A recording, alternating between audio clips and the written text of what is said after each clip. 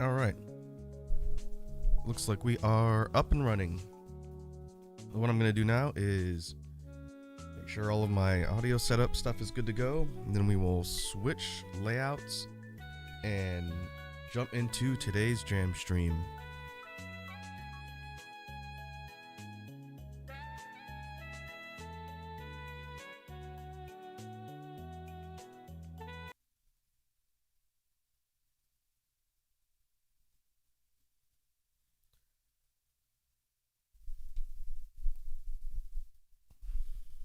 All right.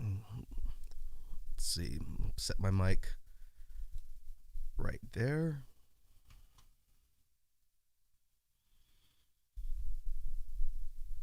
I think the audio settings from a couple days ago when we did our drawing stream should still be fine.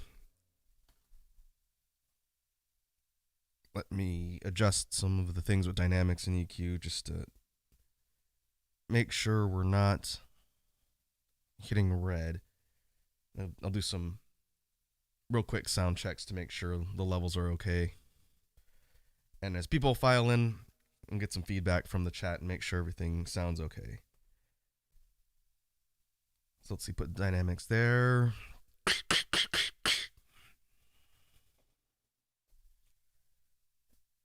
EQ, let's put that about there.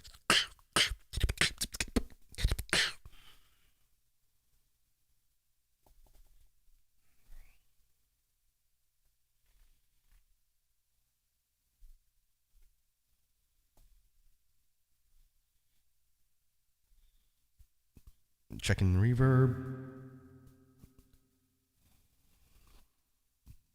Bruh.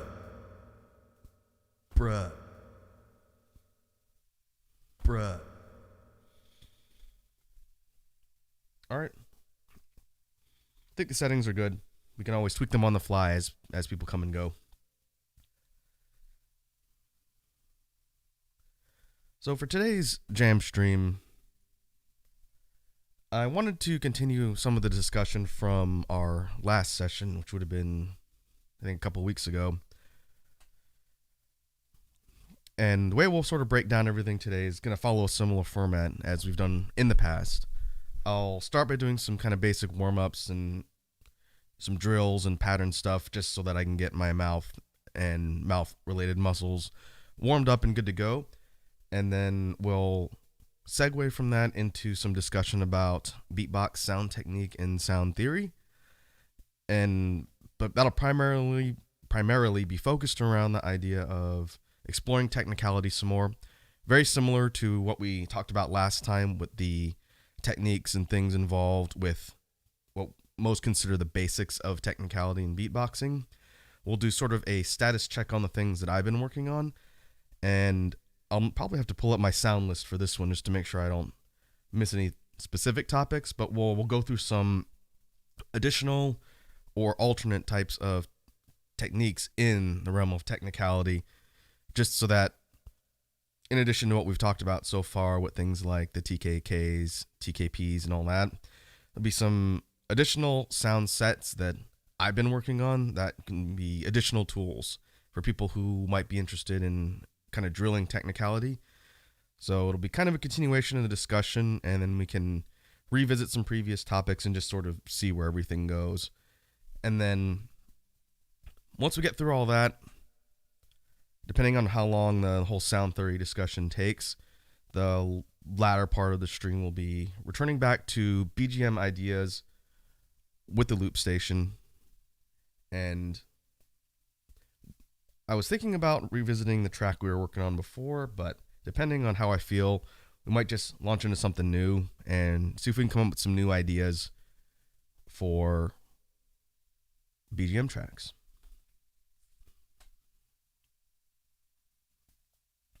So that being said, I think we are good to go. So I'm going to run through some basic warm-up drills, and then I might do some bass, not basic, just some bass warm-up drills after, just to sort of get my voice warmed up. And then from there we will move into our sound theory discussion.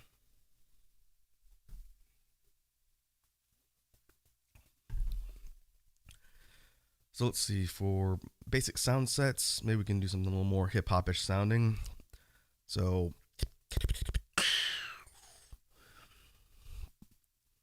and this will be a good sound check for the audio levels as well.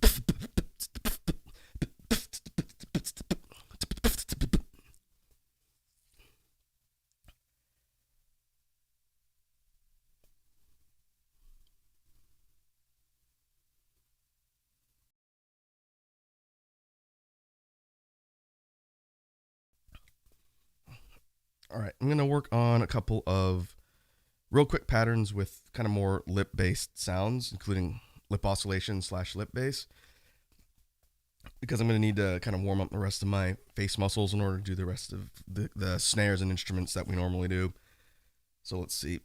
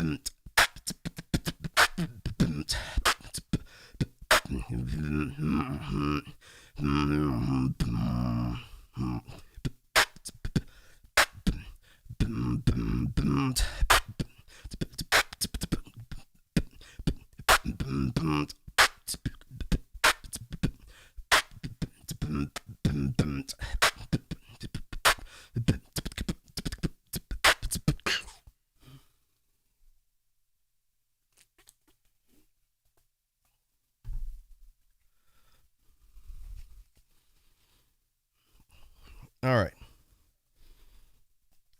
think that will do for the first part of the warm up.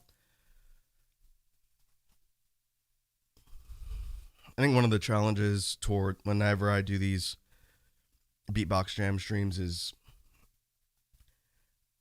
sort of making sure that everything I'm doing and saying is clear. And part of that is the warm up, because especially when we do these on the weekends, a lot of times I schedule them in the middle of the day or the early part of the afternoon on the time zone we're in, Pacific time. But a lot of times I wake up relatively soon before I have to stream. And I really like to avoid doing that because my voice is not fully awake, as it were, when I have to start that close to when I literally roll out of bed. But I've noticed what that tends to affect. The regular beatbox sound sets and stuff I normally use, usually any sort of warm up will take care of that. But I've found that for the basses, the basses tend to require a bit more kind of warm up time. And if we think about the standard throat area basses that I use, so like the most common one is just the literal throat bass, which is the pay attention to my mic here. That's not too difficult to do completely cold, but my ability to control pitch and kind of keep the resonation constant, that's what gets a little bit shaky when my voice isn't fully warmed up. It's kind of like singing. It follows the same principle. If you don't warm up and you go straight into something kind of stressful in singing, then a lot of times your range, tone, and control won't be as good as it would be if you just warmed your voice up and you weren't going in completely cold. And so basses for me function very similarly and usually require just some exercises running through, so that not only is it kind of control and consistency over the sound, but if I'm going to do something kind of complicated where I'm moving from notes in something like a throat bass, so like high to low, something like a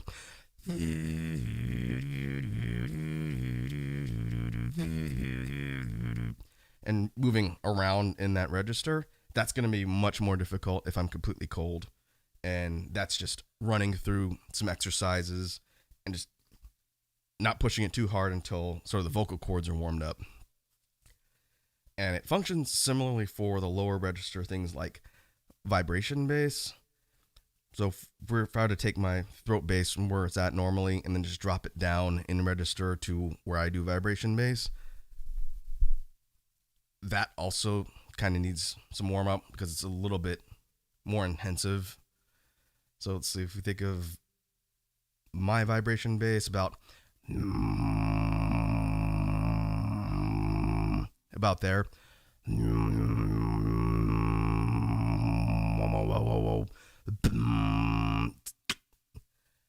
Usually just doing a repeated bass line at that level and just sustaining it and just trying to push it to keep the sound under control is enough. But I kind of have to switch into that mode a little bit too in warm-up. So if I'm going from for throat bass and dropping into vibration, that's a little bit easier for me. And then after I get warmed up, then I could sort of stick within that lower register. So for a drill, it might be something like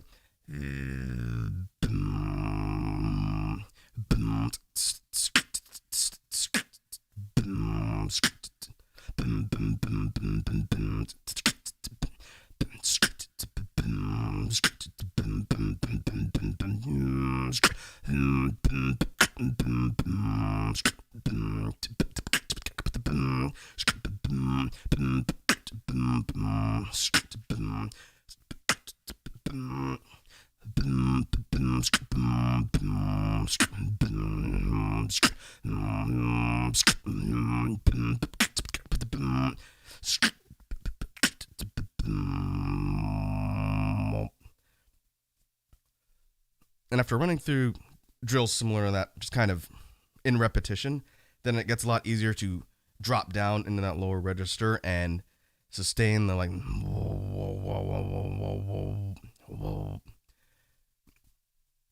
And I have to be careful about switching between vibration bass and vocalized chest bass because they're really close to the same spot in my throat where I do the sounds. I found that vocalized chest doesn't really require a whole lot of warm up because it's not as stressful on the vocal cords. That one, really, getting the low chest bass, that's more of a practice over time to get the sound deeper and more full. The actual vocalized chest bass,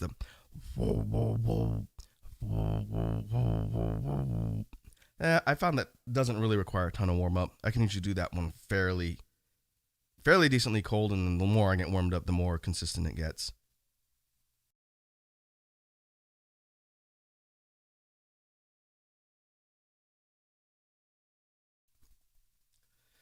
So if we think about all of the other sound sets, I think aside from maybe just the more intensive basses, usually sound warm-ups and sound sets doesn't take long. I'd say between 10-20 minutes of just running through repeated drills and kind of forcing things like sustained notes and basses and just kind of not pushing it too hard. And then once everything sort of is warmed up, then you should be good to go. So yeah, I've kind of stressed it a couple times in the past in previous streams, but making sure you warm up in beatboxing is just like any sort of or other sort of activity. It helps a lot more when you can just sort of make sure everything is ready to go and not jumping cold. So let's sort of segue into the sound technique and theory part of today's stream. So let me update my caption real quick.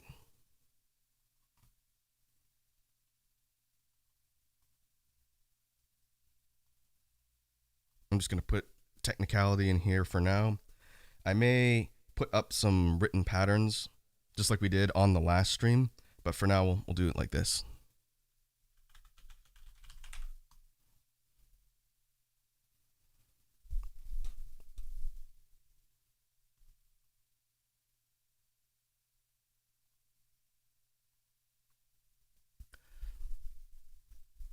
And we'll leave it there for now.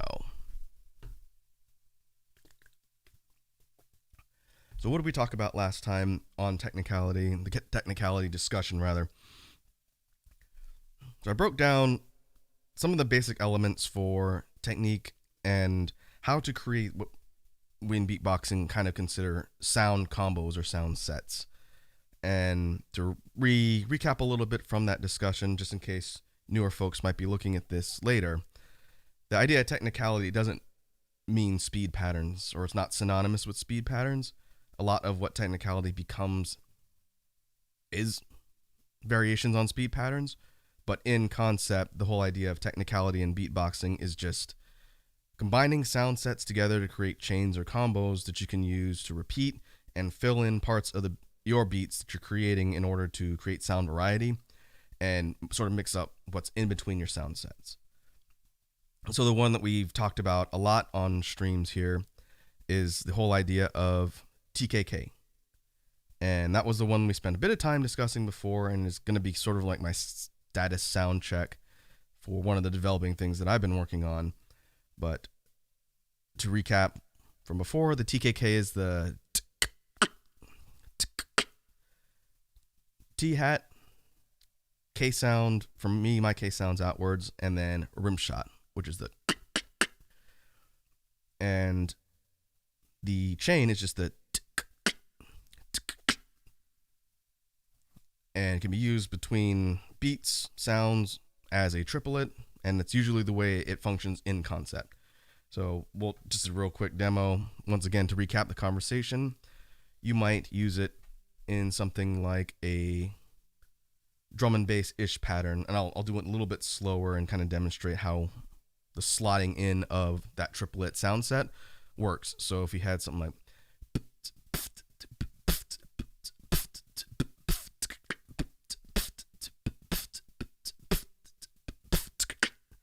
and in between the snares, you're slotting in this triplet sound as sort of like a filler. And when you're first learning how to sort of just do the sound consistently, it's not going to be quick. And my TKK is not quick by any means. It's one I've been working on for a long time, and I'll probably continue working on for a long time. But the more you get the muscle memory down and the consistency of technique for generating things like just the positioning in your mouth and the mouth muscle memory, which is one of the key things in any beatbox technique,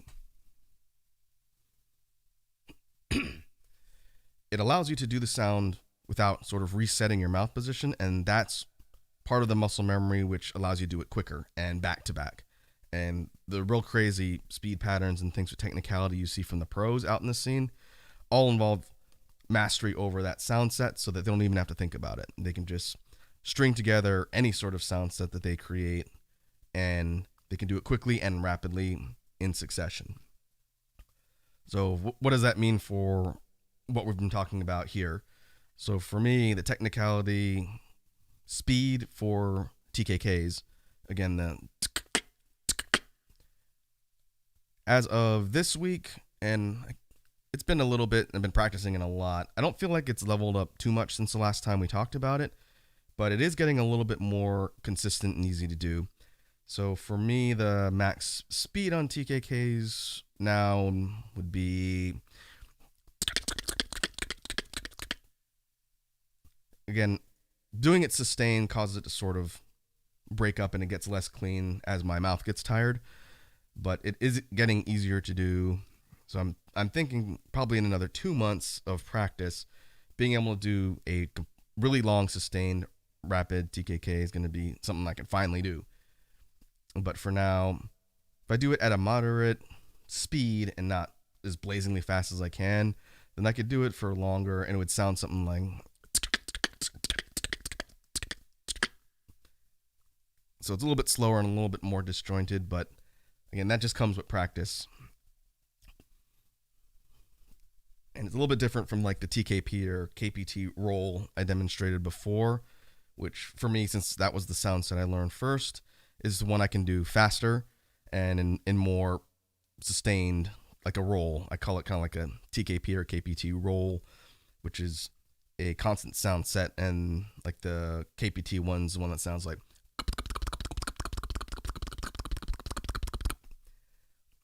and the goal is to get the TKK as fast as that in the long run. So that'll be a continuing thing to work on.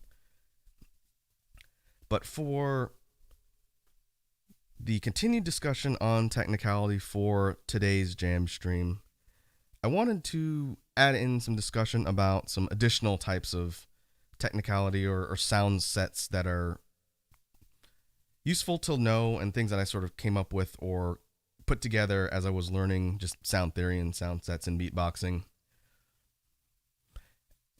And for people who might be watching this that are curious about different techniques and the sound theory, it might just be like we talked about at the beginning in the intro, just more equipment in the tool set.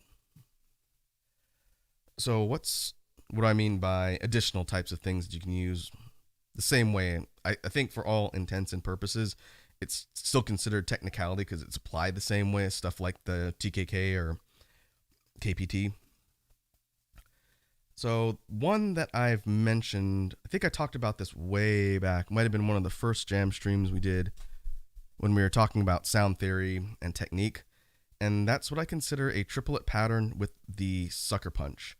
And it kind of bridges the gap between a technical sound and an inward drag, but I kind of use it more like a technicality sound than an inward drag, but I'm assuming definition-wise you could probably consider it both. So what does that look like? What does a sucker punch drag or the technicality version sound like? So to break down the techniques and what it sounds like, sucker punch is a technique I know we've talked about before, but it's been a little while, so I'll recap it here. Sucker punch is when you take your tongue and you seal it to the roof of your mouth very quickly with a lot of force to create kind of a punching sound effect, and you're blocking your airway when you breathe in. So they're kind of like an inward K.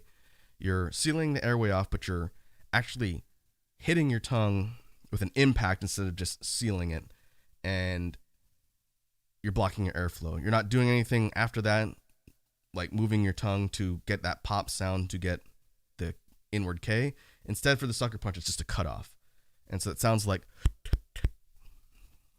The best way I've heard it described is from, again, one of my favorite beatboxers named Kindo. And he said, think of it like saying hut, but inwards. So you're breathing in and you're using your tongue to cut your airflow off and seal it, and the impact and force of doing that really quickly, instead of just putting your tongue on the roof of your mouth and then flattening it to seal the airway, you're smacking it up there really quickly with an impact, and that's how you're getting the... And you can even sustain out the way your air drags in before you do that, and that's how you get the... Kind of like a reverse sound in like a turntable. But the sucker punch is useful because you can use it to vary up different parts of sound, because it punches really hard and is pretty heavy hitting on the mic if you do it correctly. And you can do it in rapid succession as well. You might get something like... And do quick cutoffs with your tongue, just opening and closing the airway to get rapid hits with the sucker punch. And you might get... That's eighths. So you could do 16th notes. It might be a little tougher. And you could do something that I kind of think of like a fake inwards click roll. And I can't do the inwards click roll loose. The regular inwards click roll sounds like... But there's a loose version that you can do that I haven't cracked the code on that one yet. For some reason, I can't do that sound. But it's that kind of clicking roll sound that you hear, like the Predator noise. You could sort of mimic that sound a little bit by doing light sucker punches while breathing in as like a continuous airstream. And that's how you get... It sounds kind of like a skipping sound, almost like with a CD player or a music player that's having trouble reading data and starts skipping. And that's how you get like a... And by changing your mouth position and your airway, you can sort of focus in the sound and change how it's coming out. And I don't use that one too much, but I probably should work it into more sounds, because it's a good way to get air, and it also breaks up sounds. And that's just by using really light tongue taps to seal your airway like a sucker punch instead of the full... You're doing more of a hit instead of a hut inwards. And breaking up the airflow in rapid succession is how you're getting like a... It's kind of a simple technique, but it sounds interesting when mixed up with other things.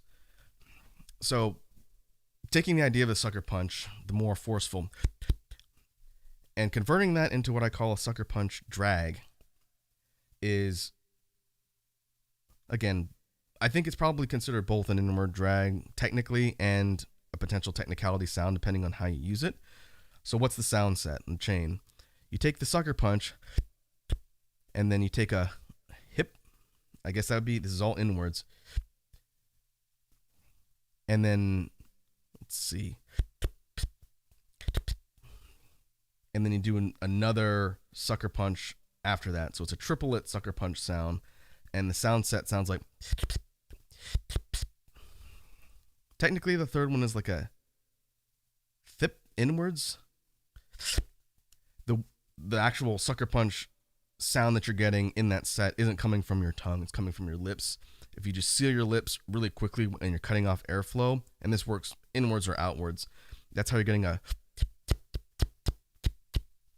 You kind of think of it like saying THIP thip, but inwards, and then using your lips to close really quickly and get that sort of pop. And that's how you're getting a tip, tip, tip, tip, tip.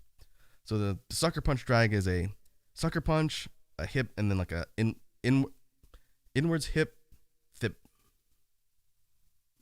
I think that's how you would write it. I'd have to think about that a little more. But when you put all this together, that's how you get a. And it functions like a technicality pattern as a triplet, same way the functions like a triplet, because you can do things like slot it in between sound sets the same way. That's why I consider the sucker punch drag a technical sound. So if we were to put it in practice, we might do something like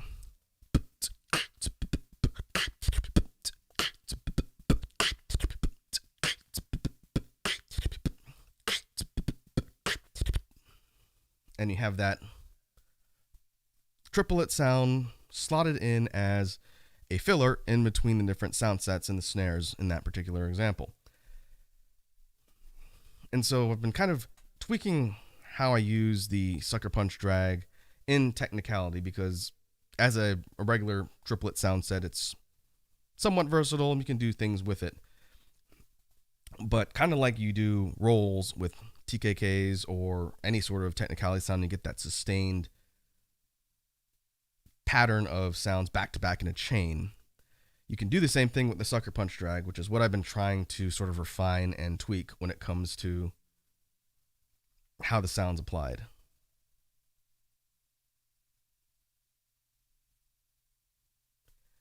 And so in practice there, what that sounds like, let's see, I'll try and do it as fast as I can do it right now. If we're doing a chain of the sucker punch drags, it sounds like, you probably go a little bit faster.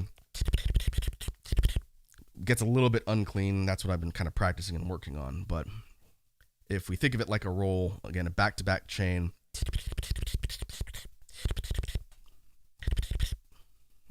that's a constant triplet. And again, the more you practice it, the cleaner it gets. But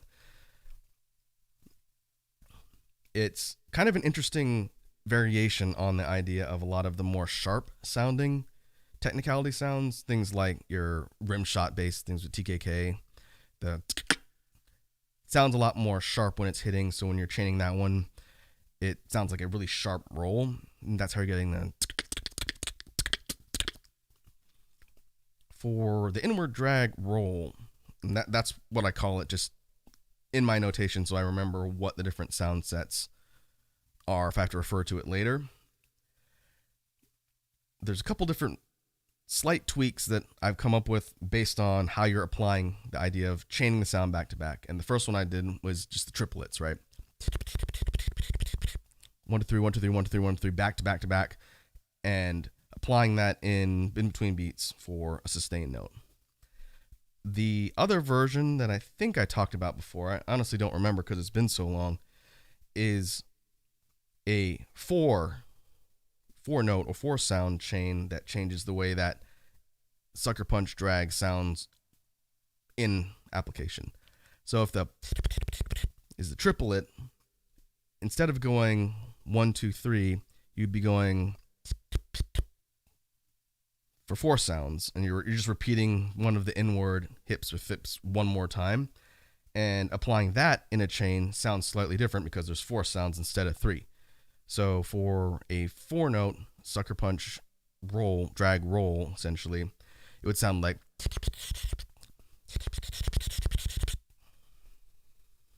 and again, it's a different rhythm. So instead of a, you're getting a, and it's just a different it's sort of a different set rhythm that you can plug in and get for sound variation. Subtle, but doesn't sound exactly identical. So it's just another kind of variation in tool.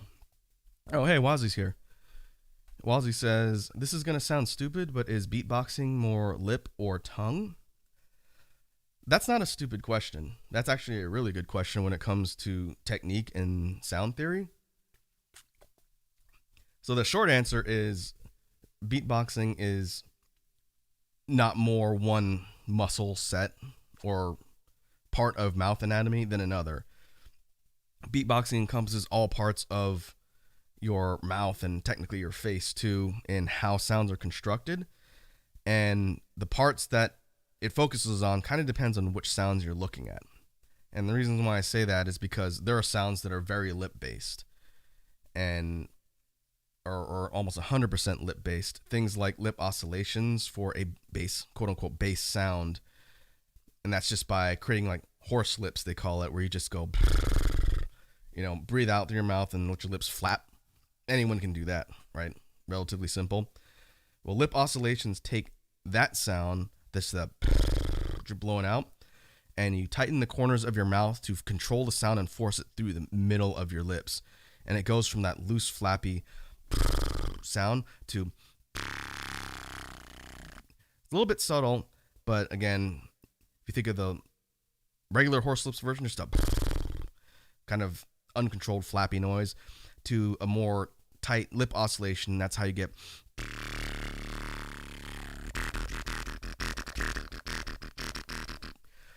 And we've talked a little bit in the past about how people combine things like overtones by singing and doing that noise at the same time.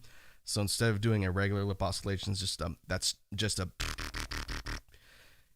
If you combine your voice with it behind the sound, you're getting a.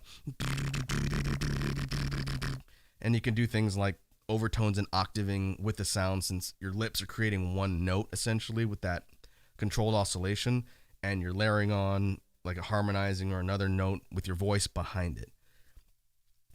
So for the technique, again, to answer Wazi's question about where the sound's coming from, you have a lot of lip-based things. So in addition to lip oscillations, we've talked about lip rolls, dry lip rolls like inward lip rolls that give them more punchy bass sound, like let's see, have snares, actual sound sets that use the lips more than things like the tongue. So 2 lip-based snares, and there's probably a lot more than that, but off the top of my head, you have the BGM, or the sounds like a clap. That's all lips. It's mouth pressure, but there's no tongue at all unless you're trying to do something like a rapid fire one where you're breaking up the airflow with your tongue, like a. But the regular BMG is just a forcing air out of the lips and clamping down to create a short burst. Yeah, that's all lip movement. Something like a PF snare, one of the most elementary of basic sounds that people are learning when they're getting into beatboxing. That's all lip too. It's a P sound and an F sound together to create the, and yeah, that's 100% lips. Again, mouth pressure or breath pressure, but your tongue doesn't use any sort of control for a PF. Your tongue is just neutral or resting in the bottom of your mouth whenever you're doing the.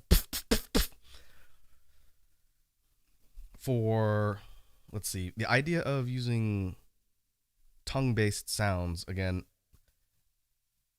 the reason why I say it's not one or the other is because there's dozens or hundreds of different sound techniques or things that people do to make noises in beatboxing, and it either uses a combination of lips, tongue, or some other anatomy, or one or the other. So it's really spread across a lot of techniques. Like a good example that most people can probably do would be a click. A click is done 100% with your tongue in different parts of your mouth, and that's how you're getting just a. If you ever had someone do like the finger guns and go, that's 100% tongue-based technique, no lips involved at all. You have something like a clop, which is done in a similar manner to a click. Instead of using your tongue to sort of seal and pop to get that, you're just slapping your tongue against the floor of your mouth, and that's how you're getting a. And by hollowing your throat out, you get more of a resonating, echoing sound. That's how you get the hollow clop. And that sounds like. That's 100% tongue right there. And the clop takes tons of practice. When I first started learning how to do it, I couldn't get any sort of sound because it's all muscle, tongue muscle. And I think it's primarily the muscles on the underside of your tongue whenever you're smacking against the floor of the mouth. And your tongue, by default, does not have any muscle strength to do that, because nobody naturally smacks their tongue against the floor of their mouth unless it's just a habit they had. So you have to practice that over and over and over to get anything audible clop-wise to come out. And it sounds like kind of a gross, wet smack in the beginning. But after you've developed just muscle strength over time, it goes from just being like a dull sound to a bit more audible clop. And that's how you get the... Hopefully that's picking up on the mic. And then the hollow one is just opening your throat up to get to echo more and sound more deep and hollow sound. And it goes from to, and changing your mouth position changes how the clop comes out. I don't use that one a lot. I should probably use that one more. But if we're talking about continued discussion on things like tongue-based techniques in beatboxing, filler sounds or intermediate sounds, clicks and clops are a pretty good standard example. But there's an actual dedicated bass technique that uses 100% tongue and breath power technically, and that's called literally tongue bass. That's rolling your tongue. If you speak a language where there's rolling R's or a rolling sound, it's a bit easier to describe how tongue bass works, but that sounds like, and it's just forcing air over your tongue to cause it to vibrate or resonate, and it's outwards. The inwards version of that is a click roll. But in practice, you might do something like change your mouth position from like a ah to an oo to an o, and it changes how tongue bass sounds. Again, this is not a bass I use a lot. I should probably use it more for variation. But you might get something like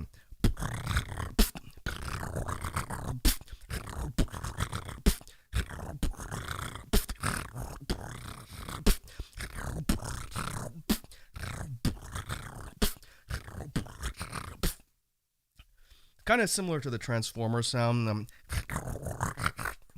Done the same way. It's done with breathing out, essentially rolling that tongue sound. And again, that's 100% tongue.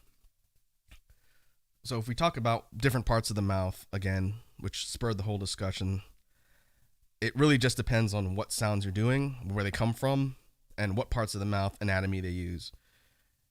There's so much different technique, it's hard to say, but the short answer to Wazi's original question is it depends. There's a whole bunch of different anatomy involved in sound making. Oh wait, Penguin's here.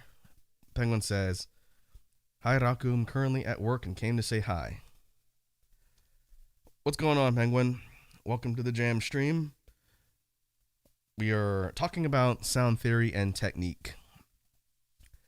And took a little bit of a sidebar to break down things like mouth anatomy and how different sound techniques in beatboxing work. So hopefully your work day is going well.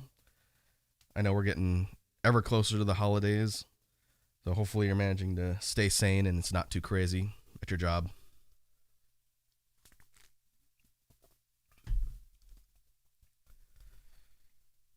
So let's see. We're still working with technicality and quote unquote technicality sounds.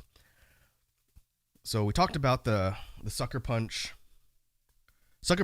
drag, the used as a chain technicality sound.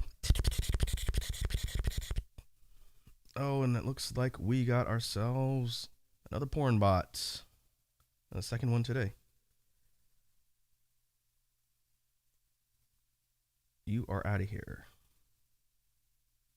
And you're reported.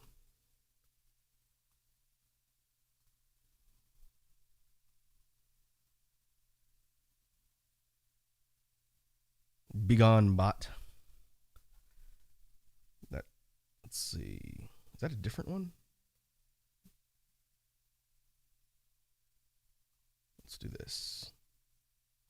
I wonder if I'd have to do it message by message. Well, either way, the account itself is being reported. So get out of my stream.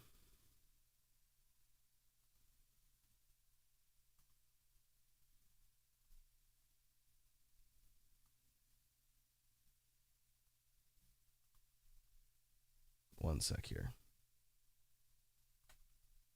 I think I have to remove them manually, but I think it's a separate report each time. They're gone. Penguin says, the bot is back. Wadsy says, but strips without clothing. There's an avenue for that. Our wholesome beatbox streams are not said place or avenue for your lewd needs, I guess. That's not what people show up here for, right? Unless I missed something.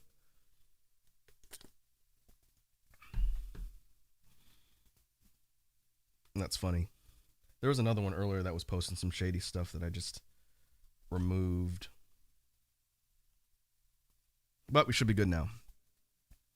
Okay, so continuing on the idea of sound theory, technicality. Again, sucker punch drag. That was one. The variation with the 4 note.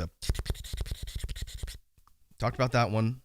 The next sound I want to tie in the whole idea of technicality, and I don't think I've talked about this for several streams. It's been a while, but I want to go into a bit more detail here just for sound theory discussion purposes, and that's the use of what I call the zip hat. Technically, I think I've heard discussion on either side of whether or not they consider the zip sound a hat or snare. I don't use it like a snare, so to me it's more like a hat sound as a filler. So what does that sound like? The zip sound in beatboxing sounds like, and doing it is really easy. Getting it to sound clean takes some practice. So you're just saying zip really quickly. You're essentially saying ZP. Take out the I because there's no vocalization. It's all mouth pressure and just saying zip really quickly and then using your lips to sort of clamp down to get the actual kind of punchy part at the end. So it goes from zip to zip. If you take out the I, it goes zip, zip, zip, zip, zip, zip. And it's easiest to do if your teeth are close together, almost completely, not clenched. You don't want to clench for any sounds, really. And then you're forcing the air out really quickly to get the zip sound. And practicing it gets a bit more of a faster sound, and that's how you get the it sounds like kind of like a zooming, really like zipping projectile, hence the name. And the reason why I say I use it like a filler or hat sound instead of a snare is if I think of where I'd slot it in a beat, I usually use it as a filler, in fact, isolated. So let's see, we could do like a moderate hip hop tempo beat, and you might get something like,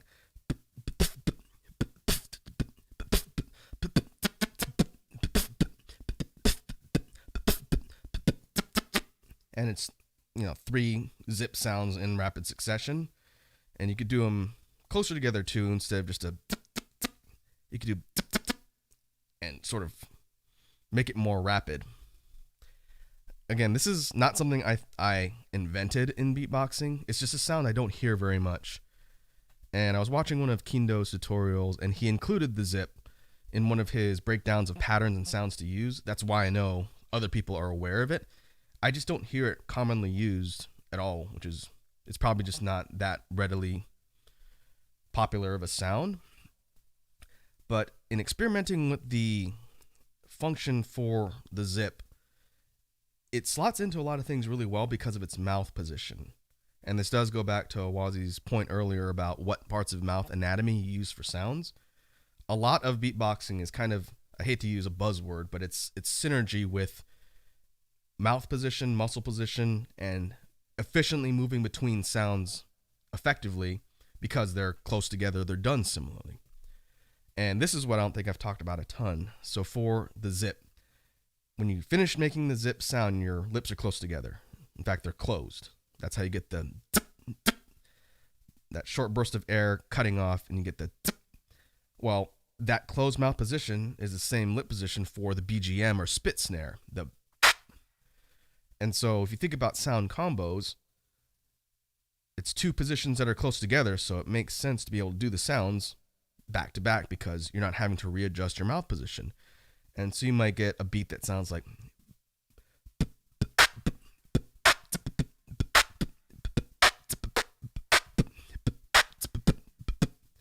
and you're going from to because they're close together. In fact, that's even technically can be used as a sound set. It's a triplet, zip or ZP, a kick, and a BGM.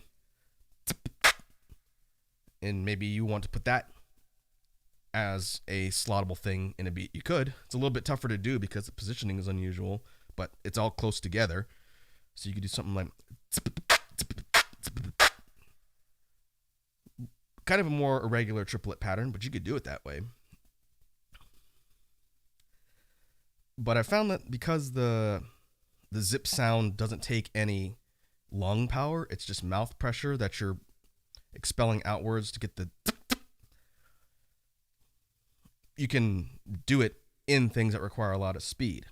So let me actually put this in the notation because it's one I wanted to kind of practice and talk about here.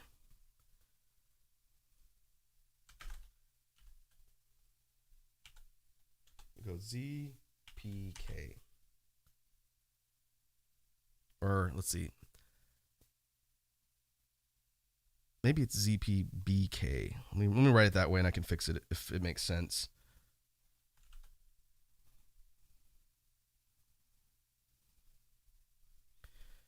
Okay. I talked about this one a while ago and it was kind of brief, so I wanted to spend more time discussing it today since I think this is a little bit more of a unique sound set. Again, I don't think I invented it necessarily. It's just I don't hear it used in this combo too often. So it's a little more just uncommon. Again, I don't like taking credit for things without knowing for sure where sounds came from. But if we think about what I've written here, it's right above my head. Zip BK. In a triplet pattern, it would sound like the K is an outwards K. It's not inwards. You could do it inwards, but for the sake of the discussion here, it's outwards. The zip BK in the full chain sounds like, and technically when I do it in pattern, it's backwards. I do K zip B backwards. It doesn't matter for the sake of the discussion here. The lesson will apply the same.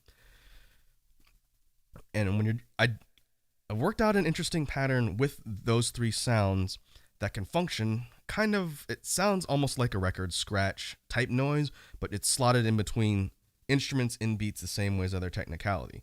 So what does it sound like in practice? Again, it's flipped from what I have here. It'd be K zip B or KB zip, either way. And that sounds like, and chaining it back together into one, back to back together in one set sounds like,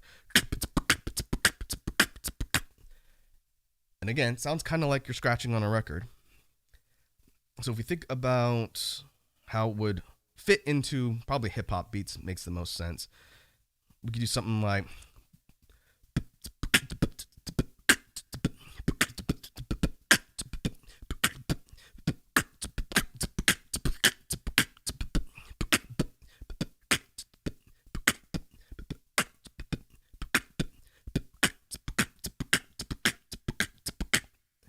and again, it's not terribly complex, but it functions like a filler sound, just like other Technicality. And I think it's just a different variety of sounds, and you can speed it up. And this is what I've been kind of trying to practice with this particular sound set to use it like a technical tool. Penguin says, one question. Where did you learn to beatbox? Oh, that's a good question, Penguin. So I learned how to beatbox from YouTube. I'd say almost exclusively from YouTube because I don't know anybody outside of the internet who beatboxes. Like nobody in my personal interactions or friends beatboxes at all. I think there's a scene where I live, but obviously it's COVID times, so beatboxing in public is not really a thing at the moment. But I started learning 2+ years ago now, purely based off of recommendations on YouTube. That's how I even got into beatboxing. After watching a bunch of recommended videos randomly and seeing stuff, I wanted to learn, and it turns out there's a huge wealth of tutorials online. And just watching those and learning sound technique and theory is how I learned. That's why I say anybody can learn how to beatbox nowadays. The information is just out there at your fingertips. You just have to track it down and start experimenting and practicing.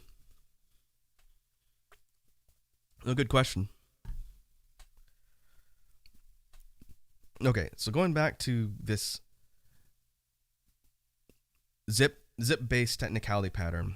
So again, if you're doing it relatively slow in triplet, that's how you get the. But you can vary up the speed and sound of the zip in between, and that's how you're getting. That's a zip BTB really quickly.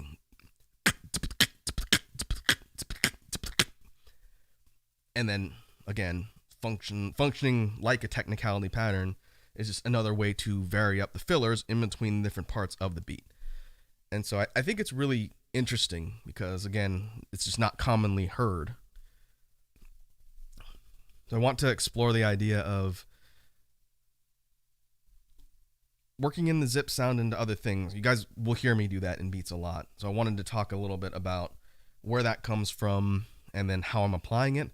And then if other beatboxers out there in the scene see this discussion and have any thoughts or other ideas for how this sound can be utilized or whatnot, I'd really be interested to hear that discussion because, again, it's not something I feel like I invented by any means. It's just something I started doing and been working at more and more and more and kind of refining it. And that does sort of lead into the last thing on the zip sound that I wanted to talk about for technicality. And it's kind of the equivalent of a roll, but it's not a three sound roll. So the kick zip B or kick B zip, whichever version, that's a triplet sound. But if you take the zip and just go zip B back to back, it's a 2 sound, you get,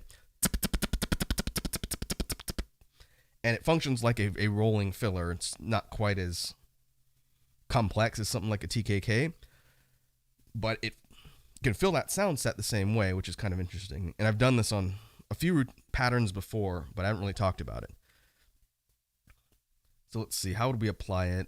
If we're doing kind of like our dubstep pattern from previous examples, if we're doing like,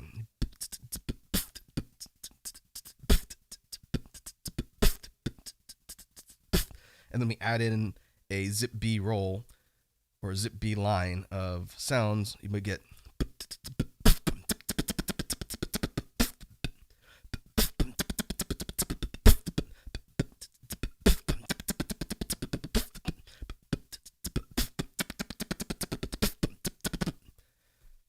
and then doing like a zip BTB at the end, you get an even faster pattern, which is just a.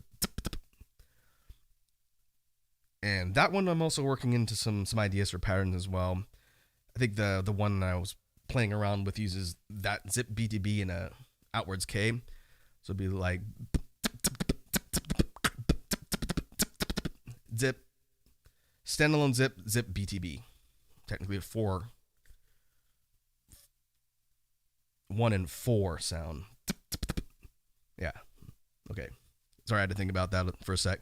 Zip BTB.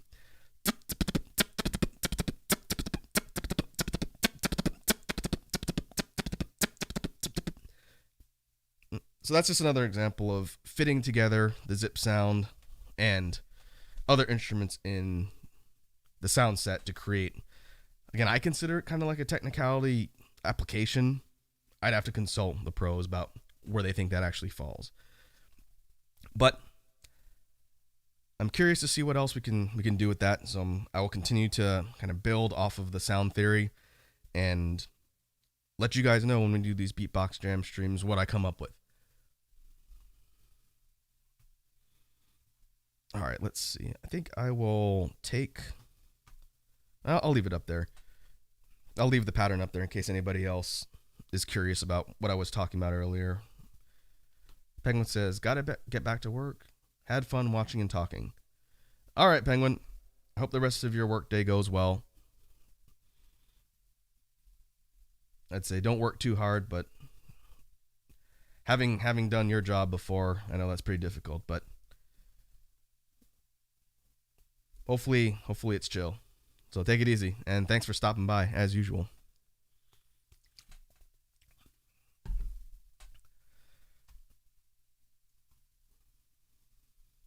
Okay, so let's see. I think we are good on the technicality discussion for now. I guess we'll see if anybody else stopping by has questions or things they want me to talk about there. But I think we can actually move on to the loop station stuff. So let me change the caption, and then we can always backtrack and talk about some other topics if people have questions.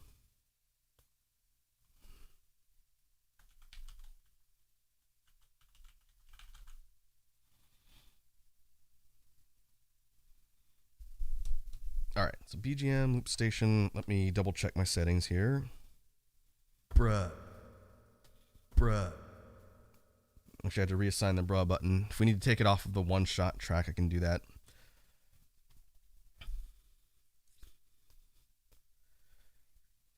Okay, so what kind of ideas for BGM tracks we want to kind of explore today?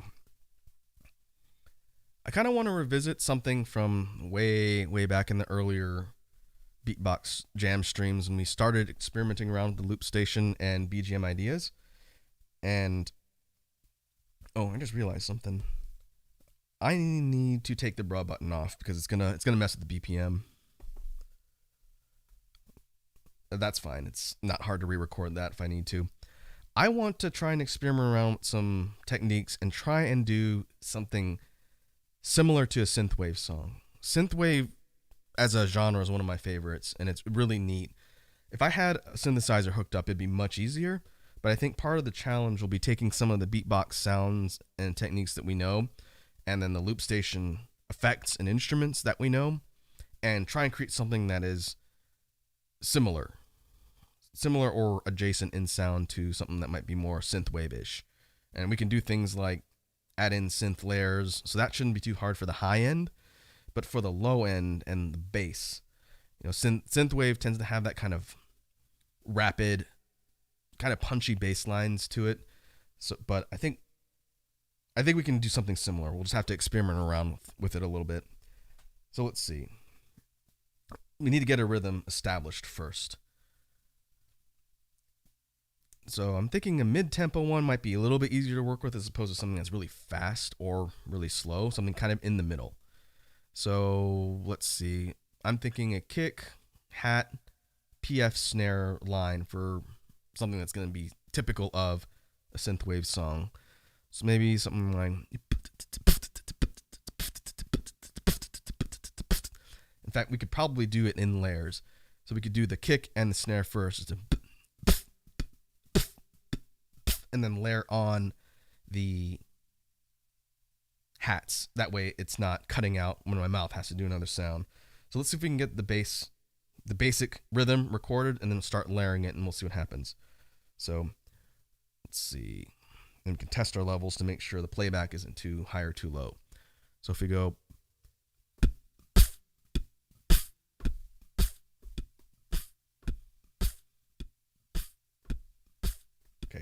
I'm going to keep the fader down here. If you guys have trouble hearing the loop that's playing back, let me know, and I can always boost it.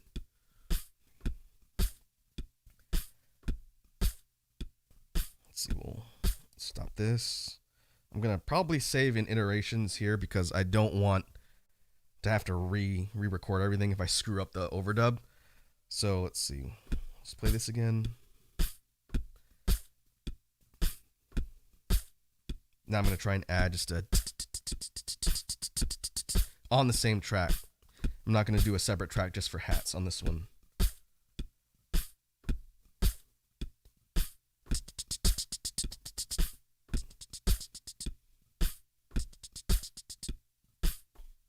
All right, I have to reload that.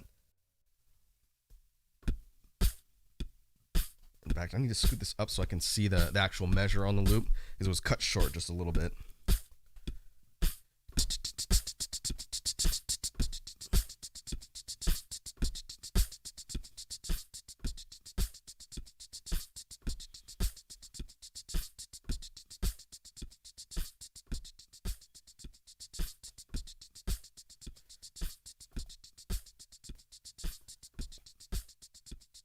Okay, we could try and double up on the snares as well.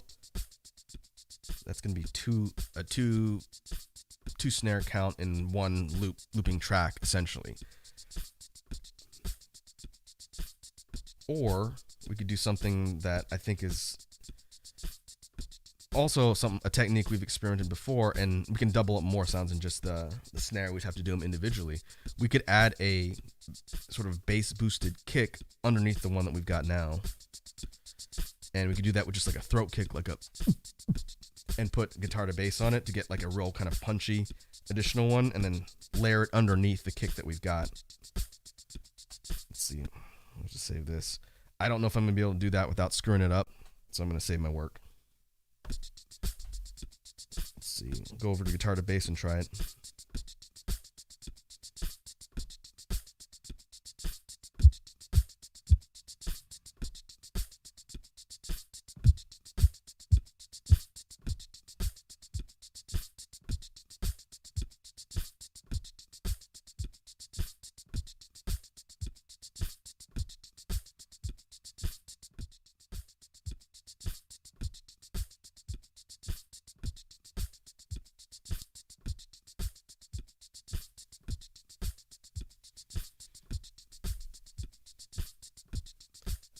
I don't know if that necessarily captured as cleanly as I would have wanted.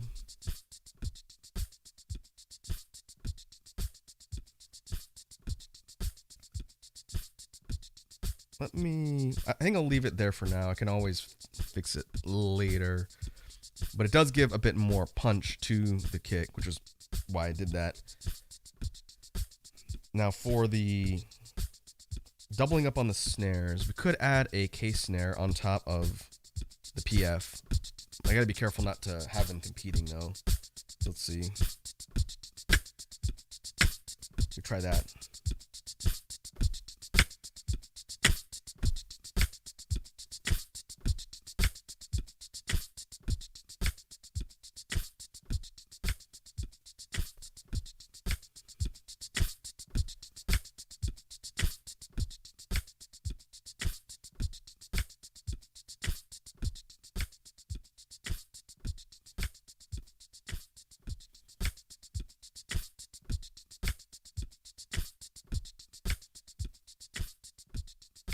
Okay, I'm just letting it loop a little bit in my headphones so I can hear how the rhythm sounds.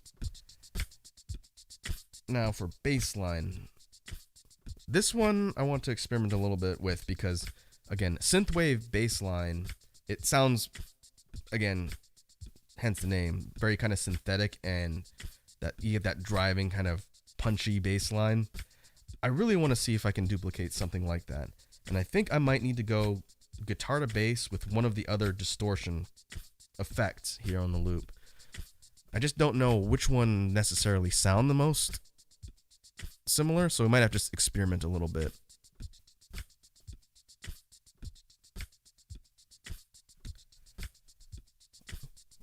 So I'm going to flip between, I'm going to try, let's see, I'm going to try guitar to bass and see if I can get the synth at the same time. I'm going to have really heavy distortion on the inputs, so you guys probably won't be able to understand anything I'm saying. I'm going to just kind of experiment around with some sounds, and if I find something that works, I'll turn everything back on and explain what I'm doing.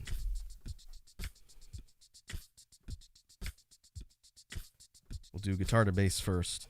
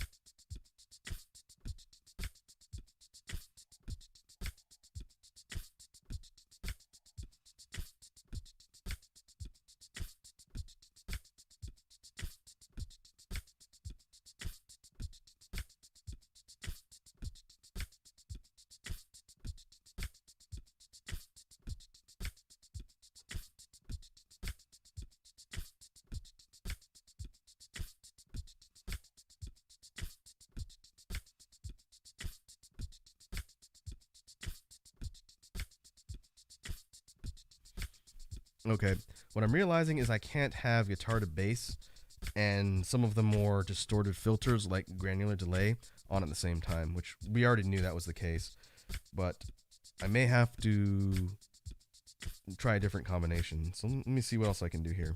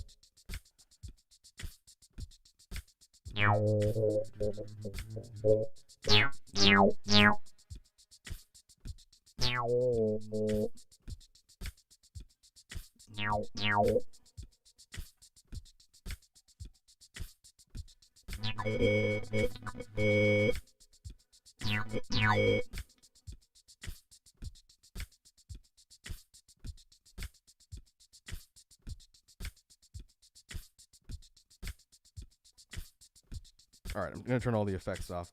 I'm not going to have my mic boosts on, so it's going to be a little bit softer, which is why I'm talking here. But I wanted to explain what I was looking at. So, taking the synth sound, I think is going to work for the high end. We can probably do a bit with the synth sound and maybe combining it with one of the other filters to get something that's going to be appropriate for something like a synthwave song. But for the low end, the bass, I'm trying to figure out a way to get something that's a bit more heavy. And if I can't figure that out, we might have to just record an actual vocalized bass into it using one of, like, maybe a vibration bass or something, which wouldn't necessarily be bad. But I'm going to tinker around with a couple other combinations of sounds. Again, it's going to sound really soft when I'm talking just because I don't have my boosts on. But I'm going to tinker around a little bit more and then we'll see what we get.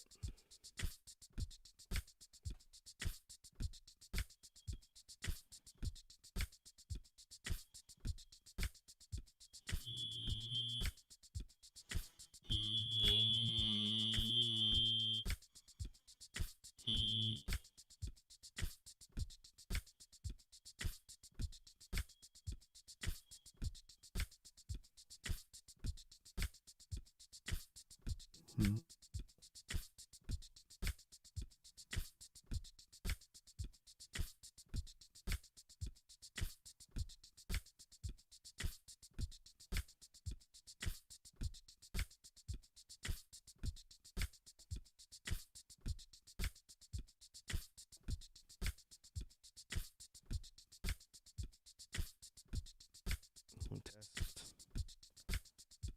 This is slow gear, which I still don't really know how that sound works.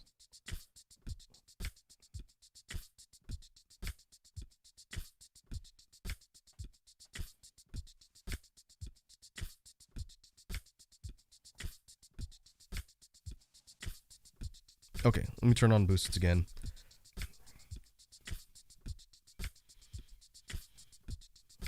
I'm not seeing anything in the sound set that's going to give me the distortion I wanted.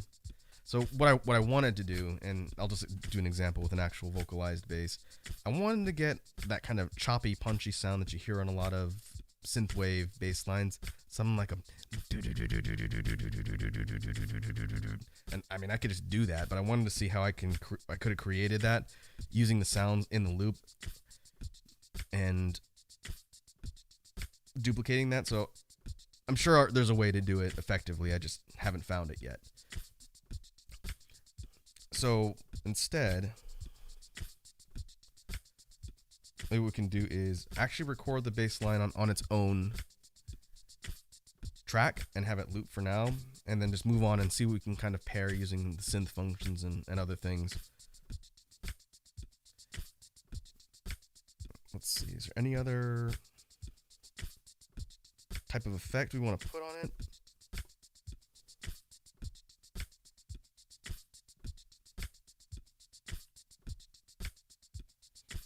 I wonder if I record the actual bass and put like a lo-fi filter on it, I wonder how that would change. I guess we can try it and just get it looped in and just see what it sounds like. So if I turn lo-fi on and just do like a throat bass, that would sound like...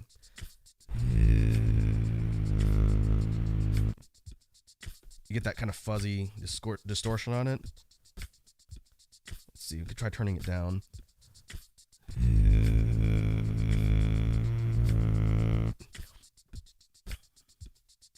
I'm just going to record it and we'll see what it sounds like.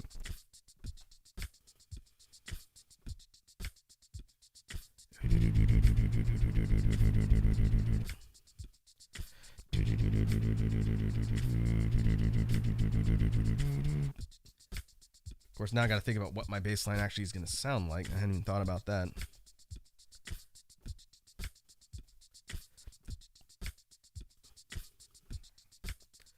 In fact, just for experiment purposes, I'm going to do a flat bass line, just one note repeated, and I want to get that to loop just so I can hear what it sounds like.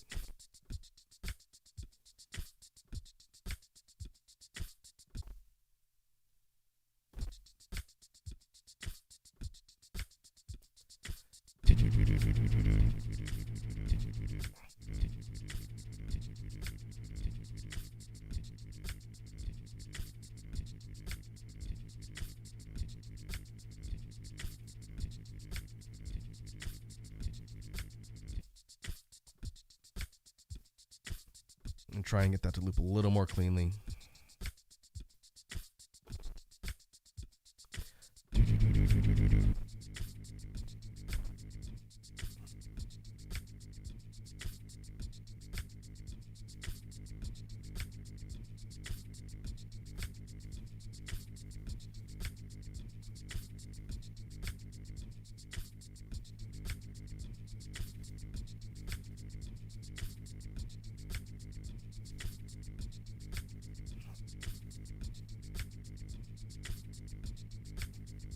Alright, I think that's about as clean as it's gonna get. Hey, Proto Prolix is here. That's Matt. What's going on, Matt? Welcome to the Jam stream.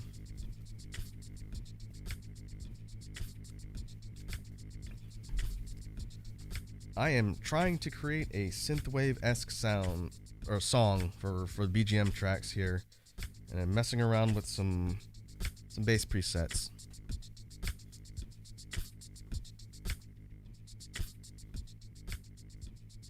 Hopefully where I have my fader set isn't too loud.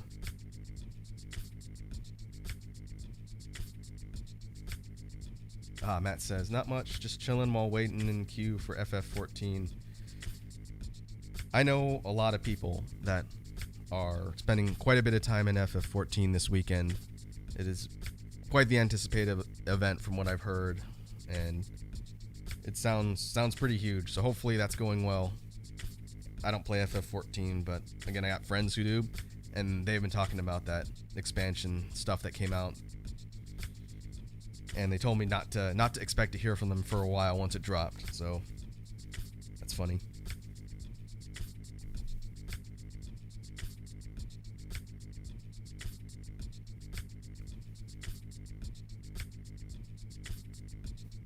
Alright, I want to mess around with something again. The beat the bass line that I recorded is kind of more of a placeholder, but I want to see if I can mess around with the octaving here, because that'll allow me to change the note. Let me see here. Gotta make sure it's applied to the right track first. There we go. Matt says, that's if people can even get in. I'm at 3239 in my queue right now. Is that just to get into the servers to play? Do they have it time gated? Like people can only be in for a certain amount of time? Or is it like a capacity thing where there's just too many people trying to play the game at once and people are having to wait? Again, I don't know anything about FF14, so you'll have to kind of educate me on how their queue system works.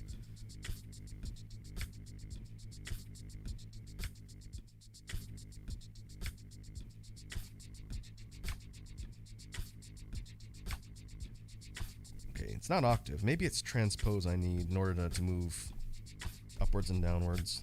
Let's see. Transpose. There it is. All right.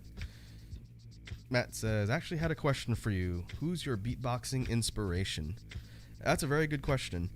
Again, I've only been doing it for a couple years, but a whole bunch of pros were part of the recommended videos that I got randomly on YouTube, which is what prompted me to want to learn. So there's a whole bunch of pro beatboxers out in the scene from all across the world that I consider inspiration for wanting to learn. And it kind of comes down to what specific styles they specialize in and their sounds that kind of drives what part of that inspires me. But just to name off some well-known folks from the scene, just in case people watching this are curious, I mentioned before that I actually got a chance to meet and talk to one of the pros from the United States, a dude from Vegas named Kindo, who's really talented. One of my other personal favorite beatboxers is a dude from Vietnam named Trung Bao. There's so many. We have Vocoder, another dude from the States who's got like kind of a heavy bass dubstep inspired sound. You have 2019's Grand Beatbox Champion D-Lo from the UK. Really talented dude. It's all over. So for me, it's just seeing who's out in the scene and a lot of the pros that are out there creating content and stuff for the beatbox scene that I consider inspiration. But good question. Here's an explanation on volume. It's all based on volume. Servers can hold a certain amount, so we have to wait for other people to log out, and the login queue server capacity is 17,000. I'm assuming that's 17,000 per designated server. So that means there's just a butt ton of people playing FF14 right now. That's nuts. I can't remember, last time I played an online game that had issues with just people getting in probably would have been Diablo 3 when they had that disastrous launch way back when, and you got the Blizzard error. That was the last time I had to wait in line to play a game, so that's kind of rough. Matt says, that's actually really cool. It's always cool to hear what inspires artists around me. Yeah, beatboxing is an interesting one because the whole motivation to want to learn was just seeing videos from the scene and saying, that's really cool, I want to learn how to do that. Or I like the way this artist or this performer, I like the way he or she did this particular sound that's part of their style. I want to learn that. How do I learn that? And searching a tutorial, and there's so much information, you can just figure out techniques and learn from people in the scene. So it's very accessible in that regard, which is cool. And Matt says, yeah, oh man, I remember that. The Diablo 3 launch was rough, man. And considering how much hype that game had back when, people respected Blizzard, it was like the floodgates for launch day just opened. And I remember kind of anticipating that. So talking to people I knew online that were waiting to get in and play Diablo 3, they were just messaging me on whatever we were using at the time. They're like, don't even bother. We're all going to jump on and start playing multiplayer and stuff like that on Battle.net. And they're like, yeah, just don't bother. No one can get in. Go play something else because you're just going to get an error screen, and it sucked. Kind of makes me wonder if they had the same problems for the Diablo 2 remaster that came out recently. I was really interested to try that out since I lost a good chunk of my time in Earth School to Diablo 2 with a bunch of friends. But the idea of supporting Blizzard in any fashion does not sound like something I want to do. But I heard it was decent. I'm just curious if they had similar launch issues when it went out. Matt says, good question. I didn't hear anything on that release. From what I've heard, I don't know anybody personally who's playing the remaster, but as far as the game, the actual gameplay and functionality goes, it's good. It's a good like HD remastered port of the original. Like everything was well executed, which kind of sucks for the team that worked for Blizzard to make it because they did a good job from what I read. It's just a lot of the stigma around Blizzard and Activision as an entity caused a lot of people just to not even bother, which sucks for the development team because it's not their fault. But I don't know. I've heard it's decent and well executed. I'd just be curious to see if folks that were playing it had similar issues getting in. You never know.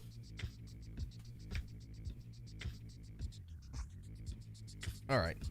Sorry, I just have my 2-track thing going in the background while I'm chatting with Matt.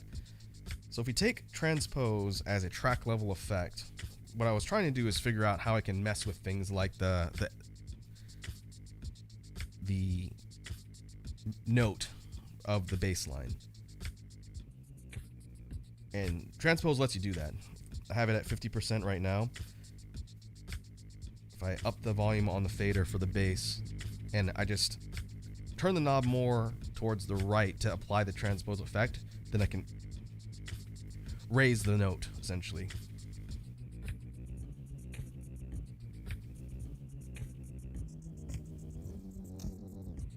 But it's not entirely clean, probably because the actual input it's an actual distorted input that's coming from my voice. So, in fact, sort of as an experiment here, I'm going to turn that off. I'm going to stop the track for the recorded bass, and I'm going to do just a regular guitar to bass recording. And it's going to be one line, or one note, flat. But it's going to sound more like an electric string bass instead of kind of like a distorted bass that I did. And I want to mess around with this transpose feature since we've never really done that on stream. And I want to see what I can do with it.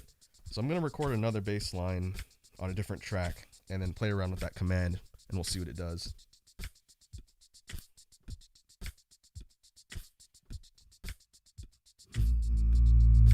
Alright, we go one line, and then should be able to just start it and stop it, because it's not going to change.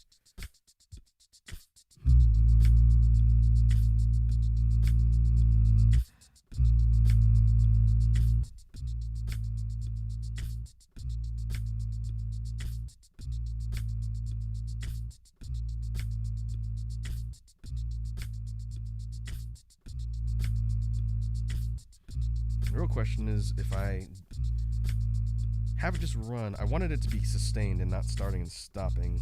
Let me see if I can get it to record that way.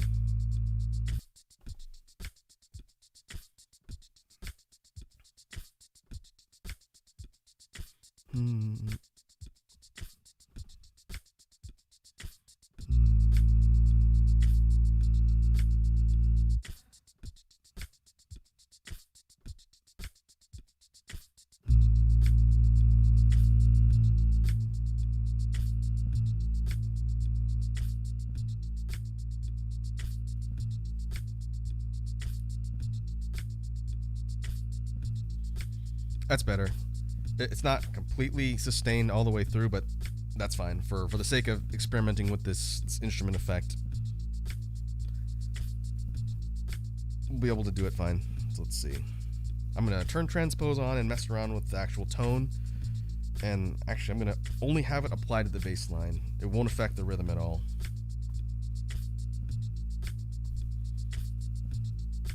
Alright, let's see what we can do with it.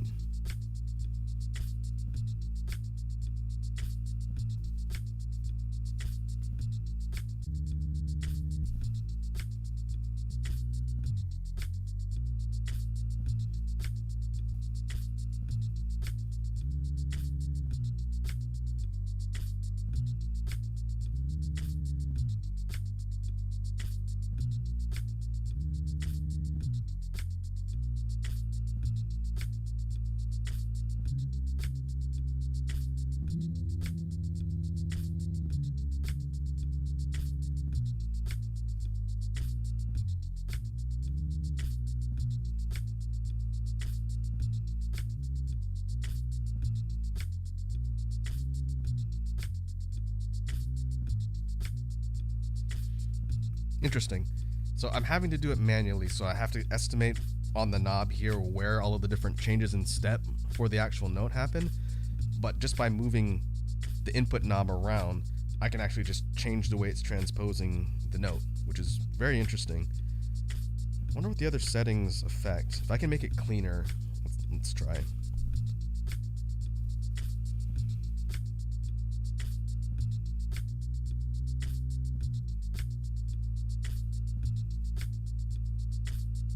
Oh, nope, there aren't any other settings. It's literally just how much it's moving the sound in question. So if I was going to record this, and this would be kind of a tricky way to do it, but I could if I wanted, I can actually just have it looping, and then I'd have to manually change the baseline notes, but I could do it that way. I just have to move the knob to the exact point and do it consistently if I was going to do like a ascending and descending melody on the bass line.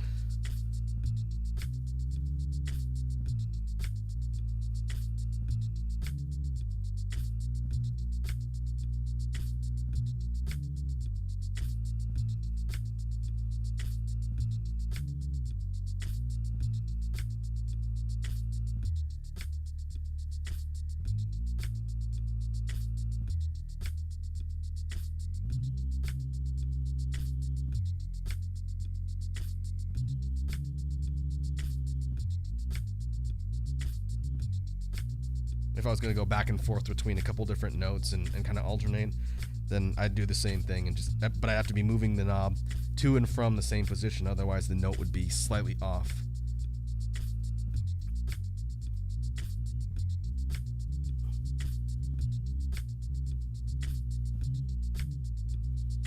Interesting function. I've never really used it, but I could see how that could be useful.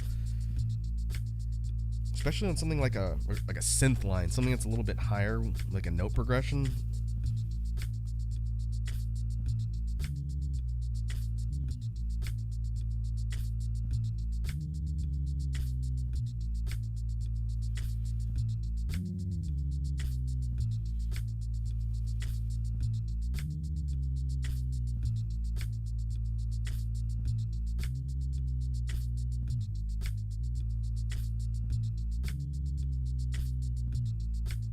Kind of like the idea of it going up and then half stepping back down.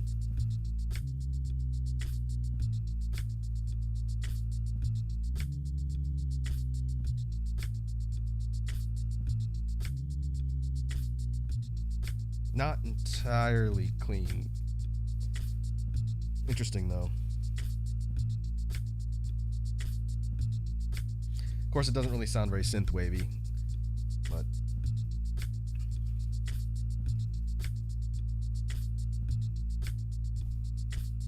let's see. Since we have a sustained single bass line, I'm going to look at some of the other instrument commands and see if we can do anything else fun with just that single note.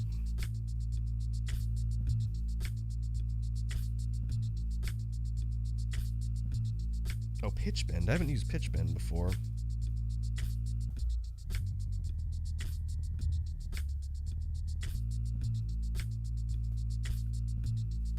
Pitch bend seems to immediately filter the sound, and you can kind of use it like transpose and change the steps on the actual note, but it doesn't necessarily apply it the same way.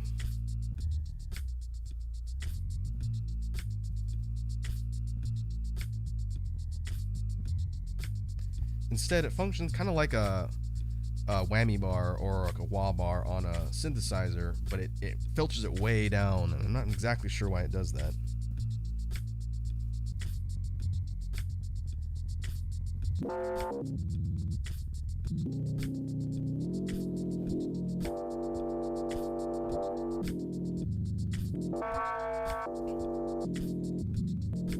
Oh, interesting. This particular setting is actually changing how the distortion is filtered.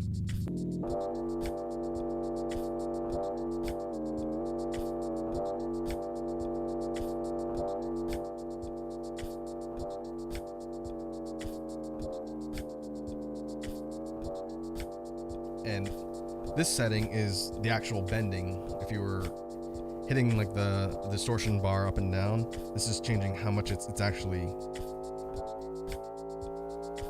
bending it, like, I guess it's the note step.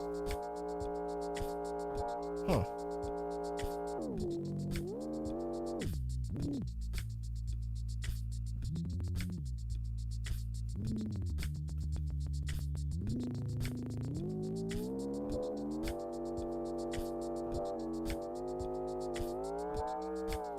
It actually seems like you could probably make some interesting effects at the high end, the way I have it set up right now.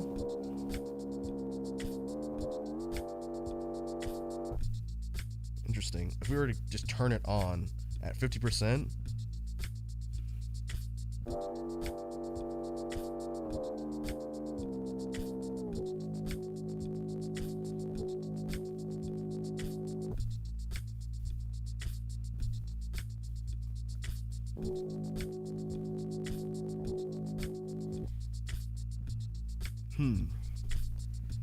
that's an interesting effect. Again, not really one I use a lot. Remember that.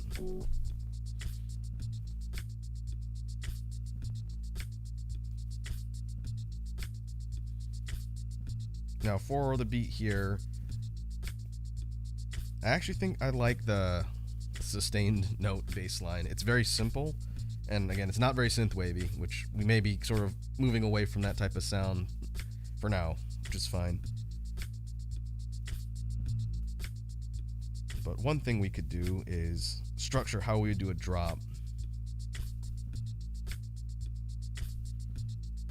Let's see, do this. With beat repeat, again, we don't really have like a bass line drop, but if we wanted to take the song and apply the commands, we should just be able to do beat repeat.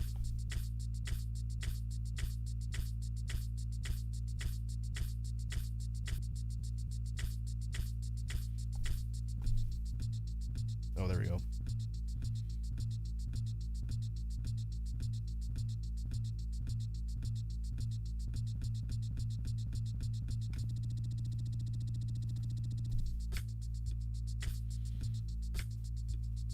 Now, if I had a good alternate bass line to switch to, then we could do kind of like a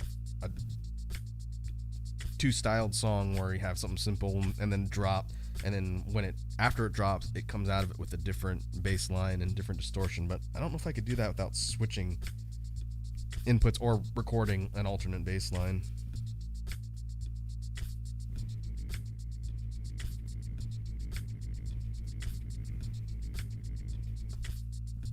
Now, the original distorted throat bass line that I recorded, it's not the same note as the sustained one. If I were to redo it, it might not sound bad if layered together. You'd have a constant note, a near constant note, and then you have something that's kind of punching at the same time, the same note. But let's see. I'm going to continue to mess around with some of the other commands just to see how we can change the overall sound.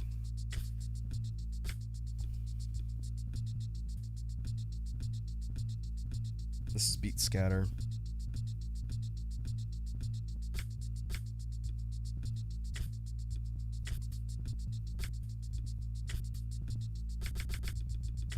Oh yeah, that's one I've used on a whole bunch of songs.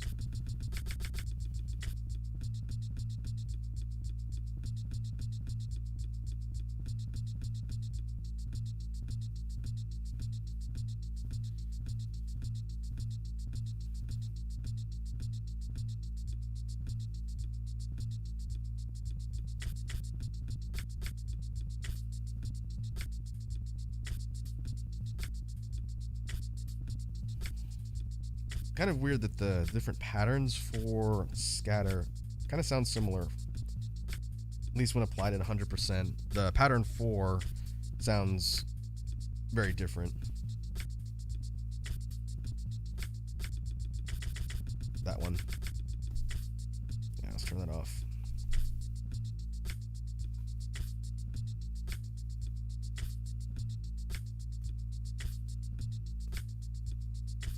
Oh, I haven't used Slicer in a while.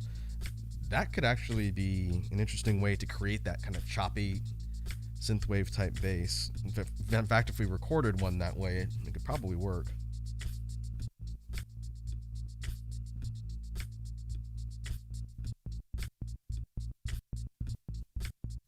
This is with slicer turned all the way up. And it's applying to every track, rhythm and bass line. That's why the whole thing is cutting in and out.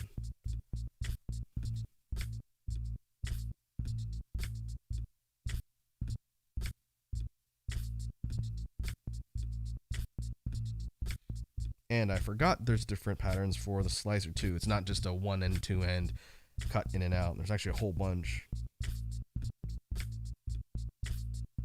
This is a triplet. 1, 2, 3.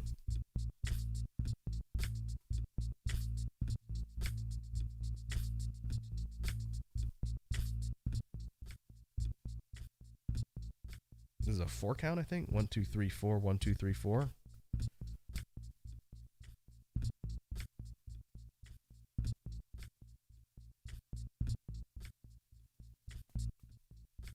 And as the patterns go up, I think it's kind of variations on a more frequent sort of interruption of sound. There's a lot of these. There's 20 different patterns.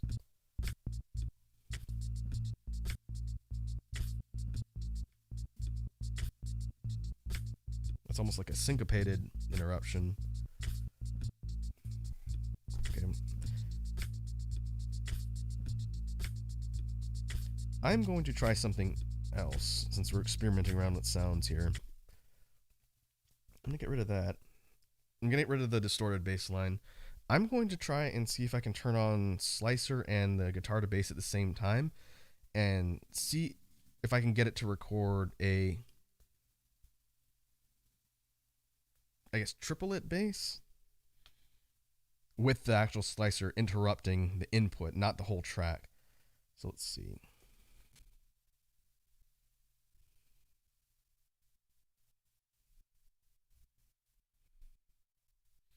I'm going to have kind of a heavy distortion on the slicer effect and guitar to bass, so you guys aren't going to be able to understand me for a minute while I try and experiment with this thing here.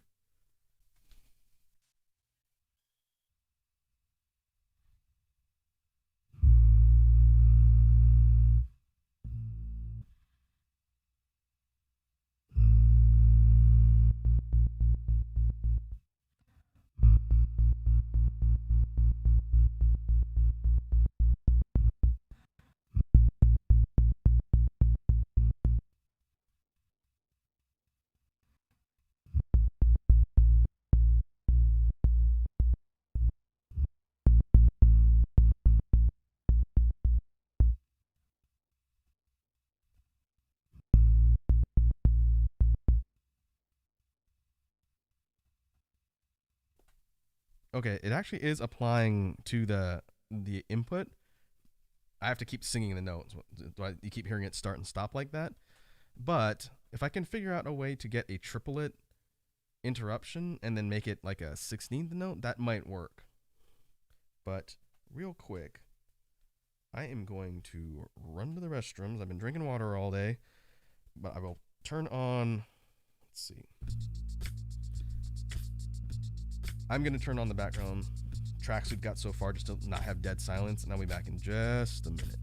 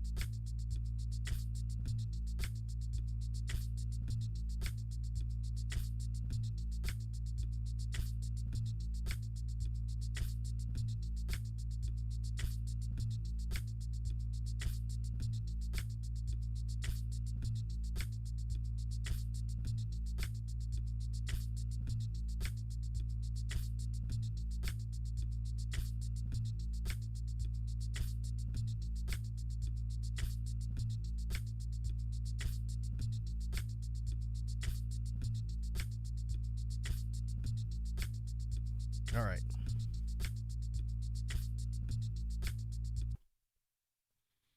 Back to the experiment. So what I'm going to do is turn on guitar to bass and see if I can get the slicer pattern to give me a triplet. Essentially, I want a 1, 2, 3, 1, 2, 3, 4, maybe 4 count. I'm going to have to see. But it's going to require me singing that bass note over and over again. So you're going to hear me doing that. And then as I fiddle around with the slicer settings, you're going to hear it start cutting in and out at different intervals until I find the one I want. So let's turn all that back on.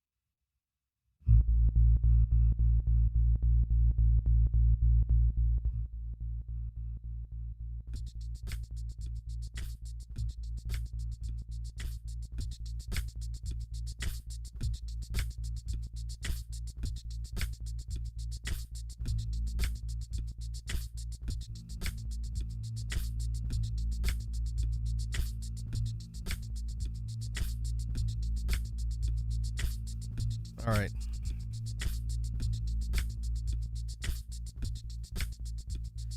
I sort of got it to work. I think with a little more tweaking, I could probably get something that's a bit more in line with what I was thinking.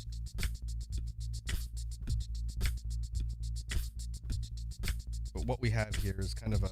Well, I'll turn this off. It's more of sort of like a strummed electric bass line.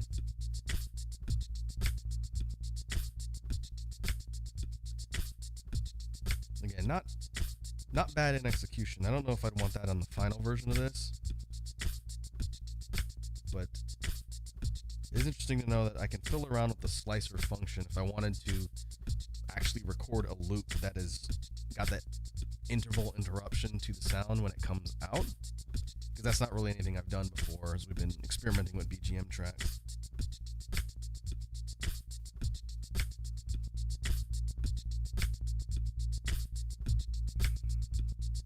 It's not looping 100% cleanly. Should probably turn that off. It's off by just a half second when it repeats, but not bad for the sake of experimenting here. I think I like the sustained note one better, even though it's, again, sort of a departure from the whole idea of doing synthwave, which might be out the window for this track now, but that's fine. I usually have no idea where these things are going to start and end up anyway.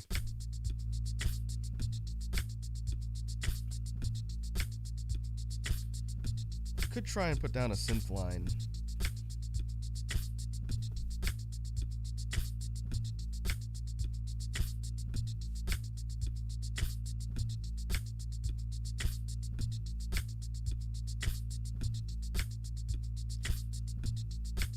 And I think for a minute about how I'd structure the note progression, but maybe I'm gonna turn the synth on, so every time I talk, I think it's gonna give that kind of newt noise. But I'm gonna mess around with some notes and see if we can record something that's gonna layer well with the bass line.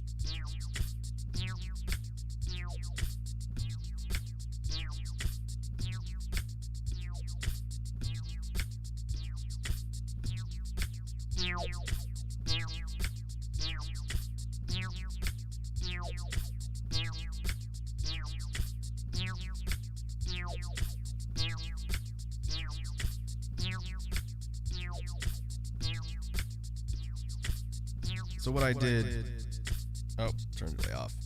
What I did was do a simple, just single step, descending series of notes with the synth just to see what it would sound like. It's not actually that bad. I think it's functional. I was really worried the rhythm would be off, but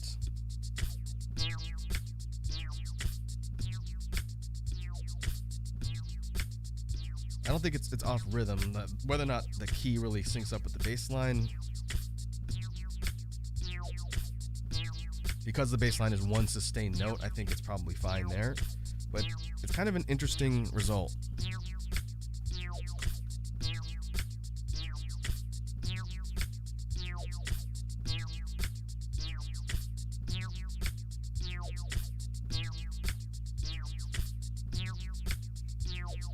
If I was structuring the way the actual song would go, it probably wouldn't, well, I could do something where it's looping that descending series of synth notes constantly, or I'm bringing in every other measure. So let's see. Save this. I'll kind of demonstrate what a actual song structure for this particular series of loops would sound like. So it might sound like, starting with the beat,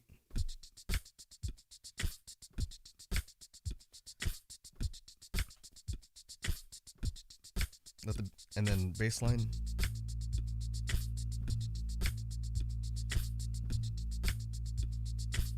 bring the synths in,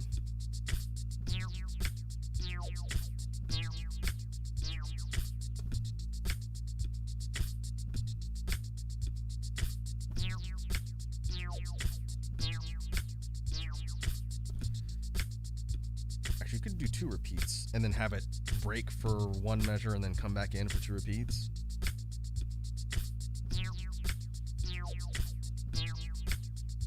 One, 2,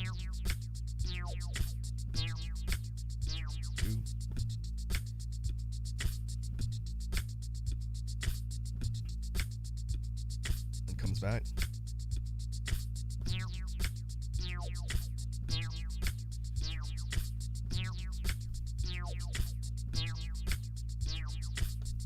And then cuts out.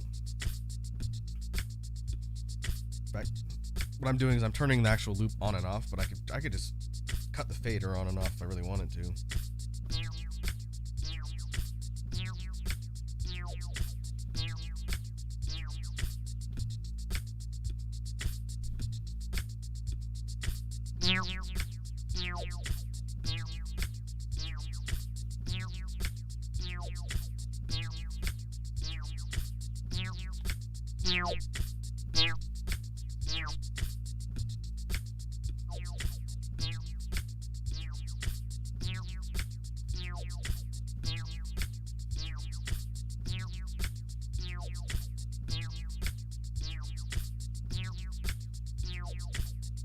Now the question is, if we were to try and structure this into a drop, wonder what that would sound like.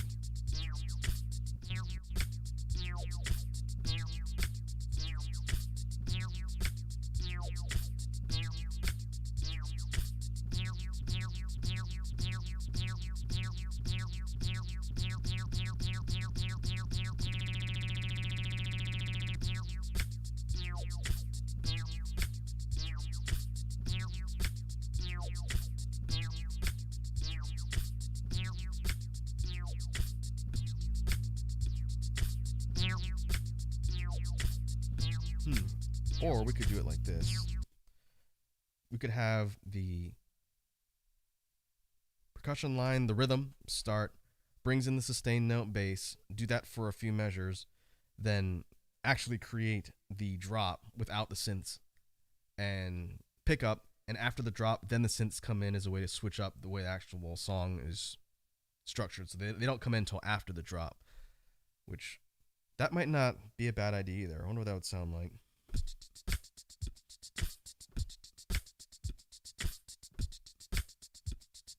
Okay, bring the bass in.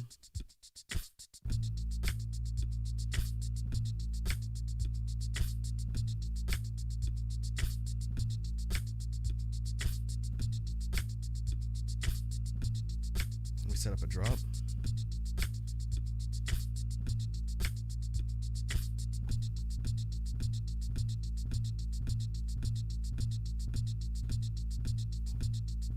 Faster.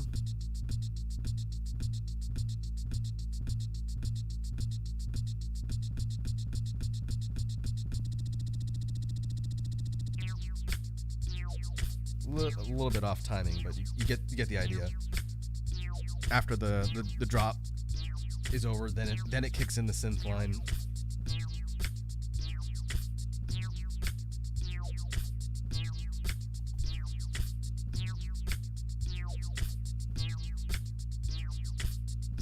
Now I wonder if we can apply scatter.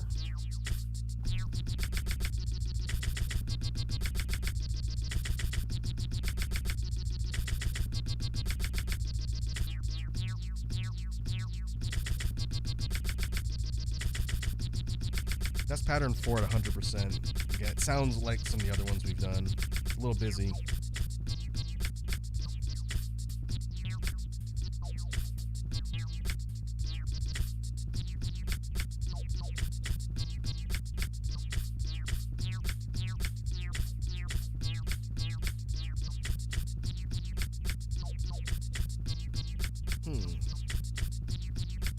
That could be a possibility.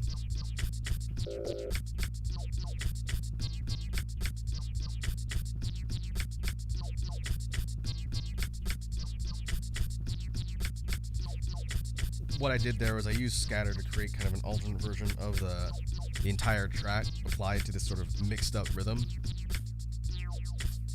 This is normal. This is with scatter on.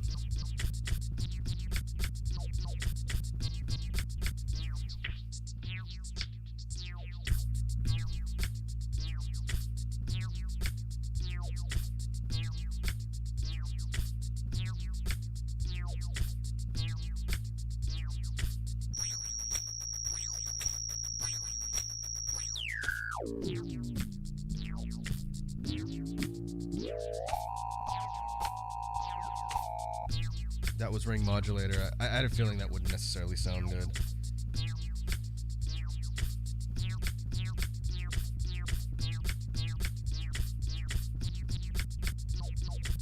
Oh, interesting. If you have scatter on at about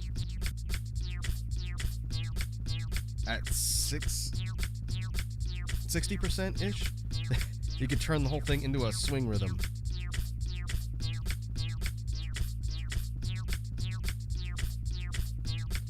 I don't know why, but for some reason, this version of the song kind of stresses me out a little bit. It sounds like a drowning underwater theme. I think I like this one better.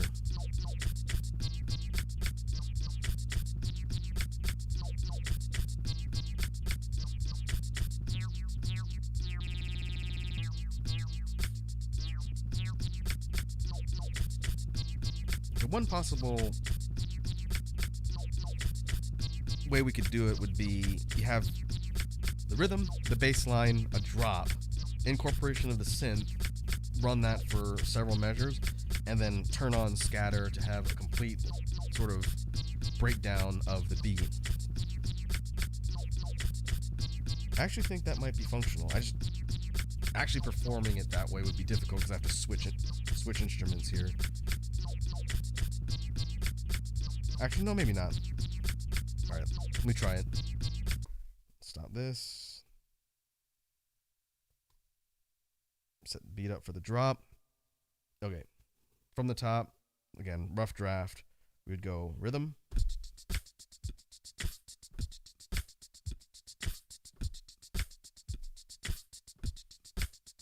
Bassline.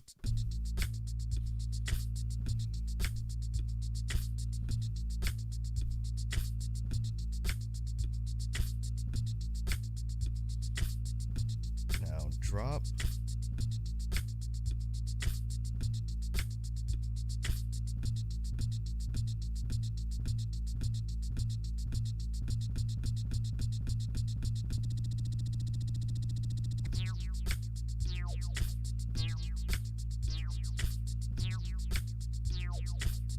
Now we have the synth incorporation.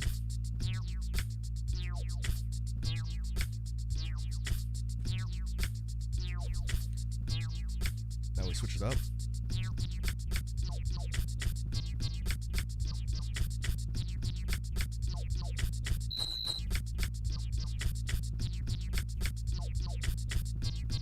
Do filter transition.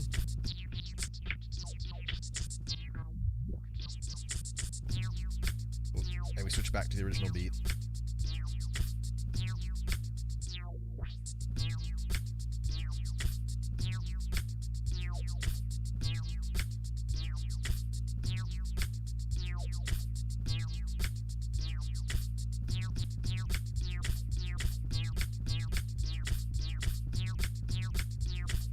If I really wanted to get stupid with it, I could have a third rhythm breakdown that switches it over to the swing tempo, but I don't know if I necessarily like that. But it would be funny.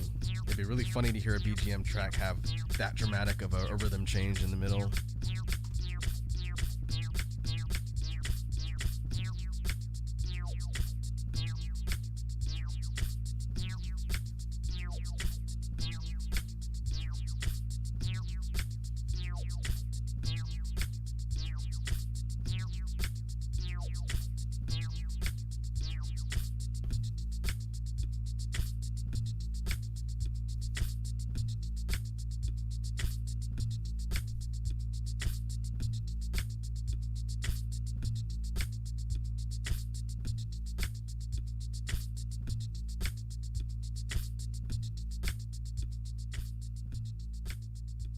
Gonna drop the faders down a little bit there.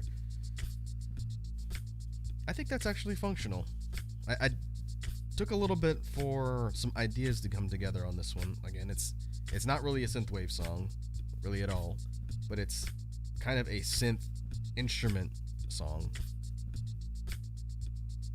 But I do like the idea of bringing in the synth after the drop and then letting the entire thing with the whole synth line run, and then doing a rhythm breakdown that changes the way the whole thing sounds. I think that's kind of neat. So before we sort of wrap up, we need to come up with a name for this particular song.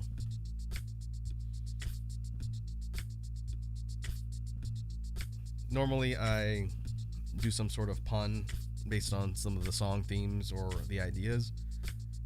So maybe kind of a pun on the idea of using synths. I have to go look at my track list and see if I already named anything like that, but I'm pretty sure I didn't.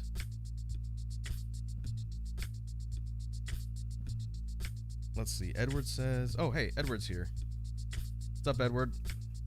It's kind of lagging for me. The stream? What does OBS say? I'm not showing any drop frames, and interestingly enough, YouTube isn't giving me a diagnostic error. Try reloading the stream and see if it still lags, because I'm not showing any issues on my side. if you reload it and see if it is still hiccuping, because it shouldn't be. Normally, if it was something like connection, I would see drop frames, or OBS itself would be telling me that the connection is suffering a bit.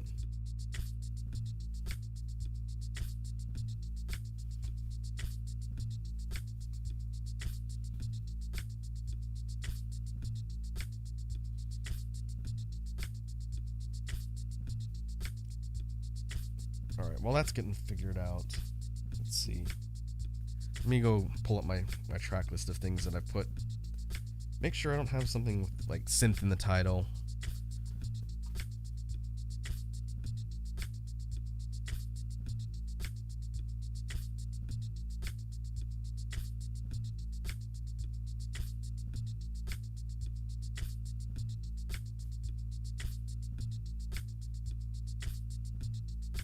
Yeah, I don't see any. Okay, Edward says it's good now. All right, good. I'm always paranoid that the stream is going to be cutting in and out or something, but that's good. Edward says, hey, now I can hear the beat. All right, so since you just jumped on, Edward, we're in the process of sort of wrapping up here, but I mentioned that I wanted to name this particular beat. So let me run through the way I have it structured from the top so you can hear sort of the rough draft of how the whole thing sounds. And then maybe that will inform kind of a suitable name that we can give this thing. So again, it's a kind of synth bass-ish type song. Oh, Penguin's back. Penguin says, I'm back on my last break and came to say hi. Welcome back, Penguin. You're just in time for me to run through the rough draft of this particular song, and we're trying to come up with a name for it. So we'll be thinking about something related to synths. So let's see. I need to set up the effects here, and hopefully I can actually execute this one correctly. So we're going to start with just the beat.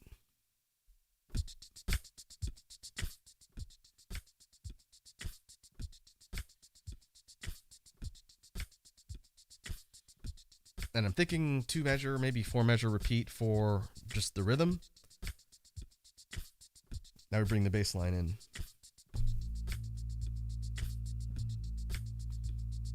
Bass line is a single note, it's kind of a sustained bass, which we haven't really done before. And we can let this run for several measures, and then I'm going to structure a drop using beat repeat.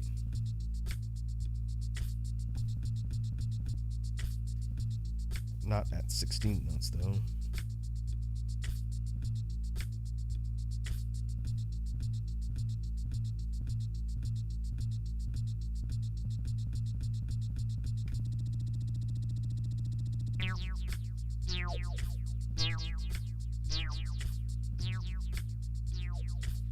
After the drop, synth line comes in.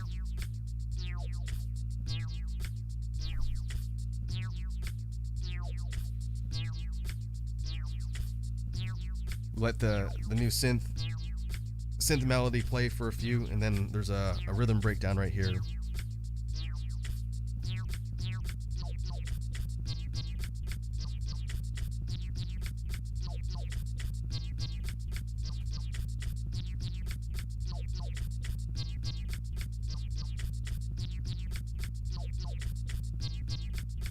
We go back.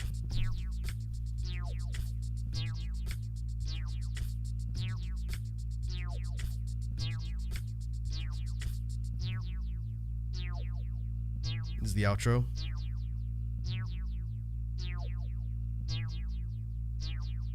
And then that's it. Edward says, hi back, I'm dad. There it is.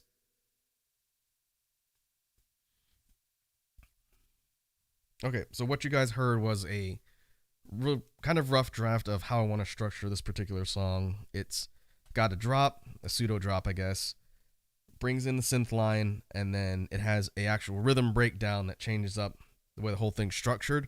Then it goes back to the original, and then it outros with just the synth line and the bass. So the real question is, what would be a suitable name for the track?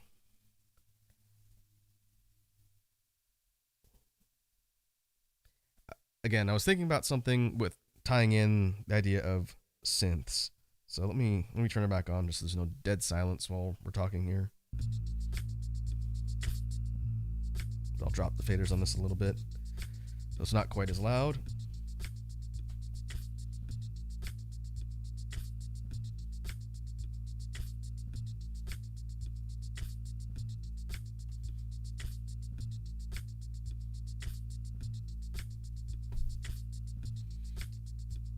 We could call it something like, Penguin says synthesis. Yeah, that's kind of what I was thinking, like synthesis or synthetic. We could call, again, synthesis is good. I don't want it to be too on the nose. We could call it aural synthesis, aural like audio, since what I was thinking there would be like a kind of like a play on photosynthesis for plants. If we did aural synthesis, it's essentially sound synthesis, right? That could be a good name for this one.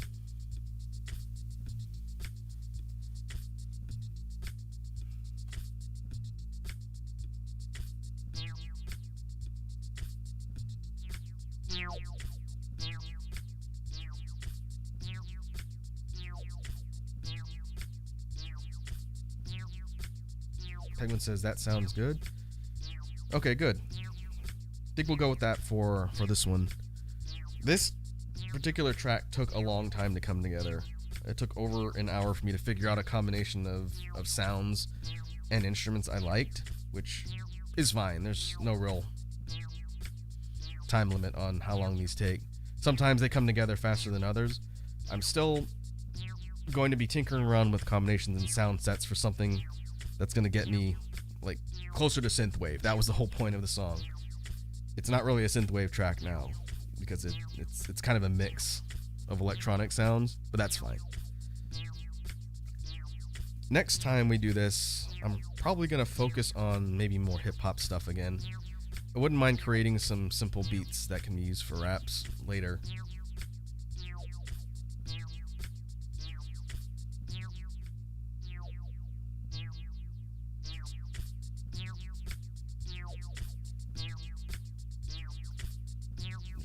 Checking the presets, and I'm going to do one final save on this thing so I don't lose all of the work that we did here.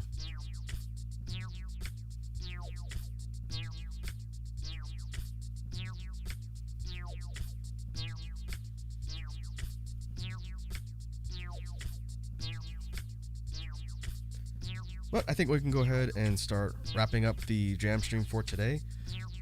One thing for the folks that were jumping on towards the later part, if you're interested in the updated technicality discussion that I was running through towards the beginning, when I put the archive up, if you go back to the first half of the stream, you can hear me talk about some things related to technicality and technicality combos. That's a continuation of our last jam stream.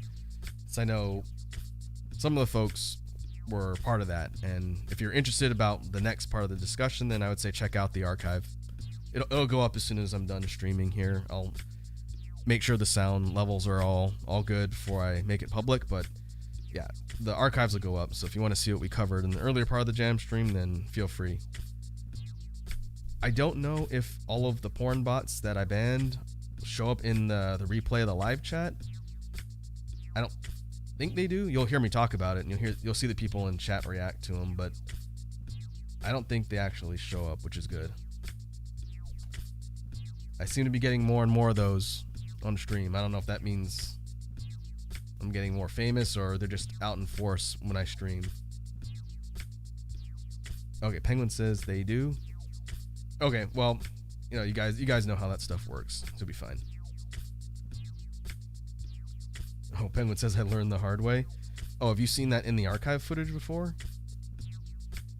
If so, that's good to know. Every time I ban one of those spam bots, I always report them. I get the feeling they're just different bots that are showing up, which is annoying. Not having to deal with that. I don't think they have those on Twitch. They have other bots, but not those. I don't know.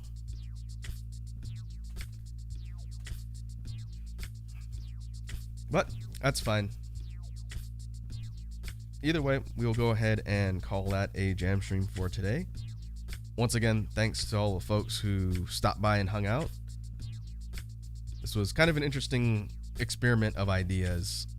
Again, I don't have a whole lot to show for it other than this one track, but I did learn a little bit about some techniques that we can apply to future things, and we'll continue to learn. But until then, I will catch you guys in the next stream. Just as a heads up before I jump off, next week's stream schedule is going to be kind of weird. I might only have a couple streams on the weekend because I got some things going on, some family in town. I won't necessarily have as much time as normal. First one might be Friday. I'll post the schedule up on Twitter like normal, so you guys will see it. But once again, thanks for hanging out today, and I will catch you guys later. Have a good afternoon or evening or morning.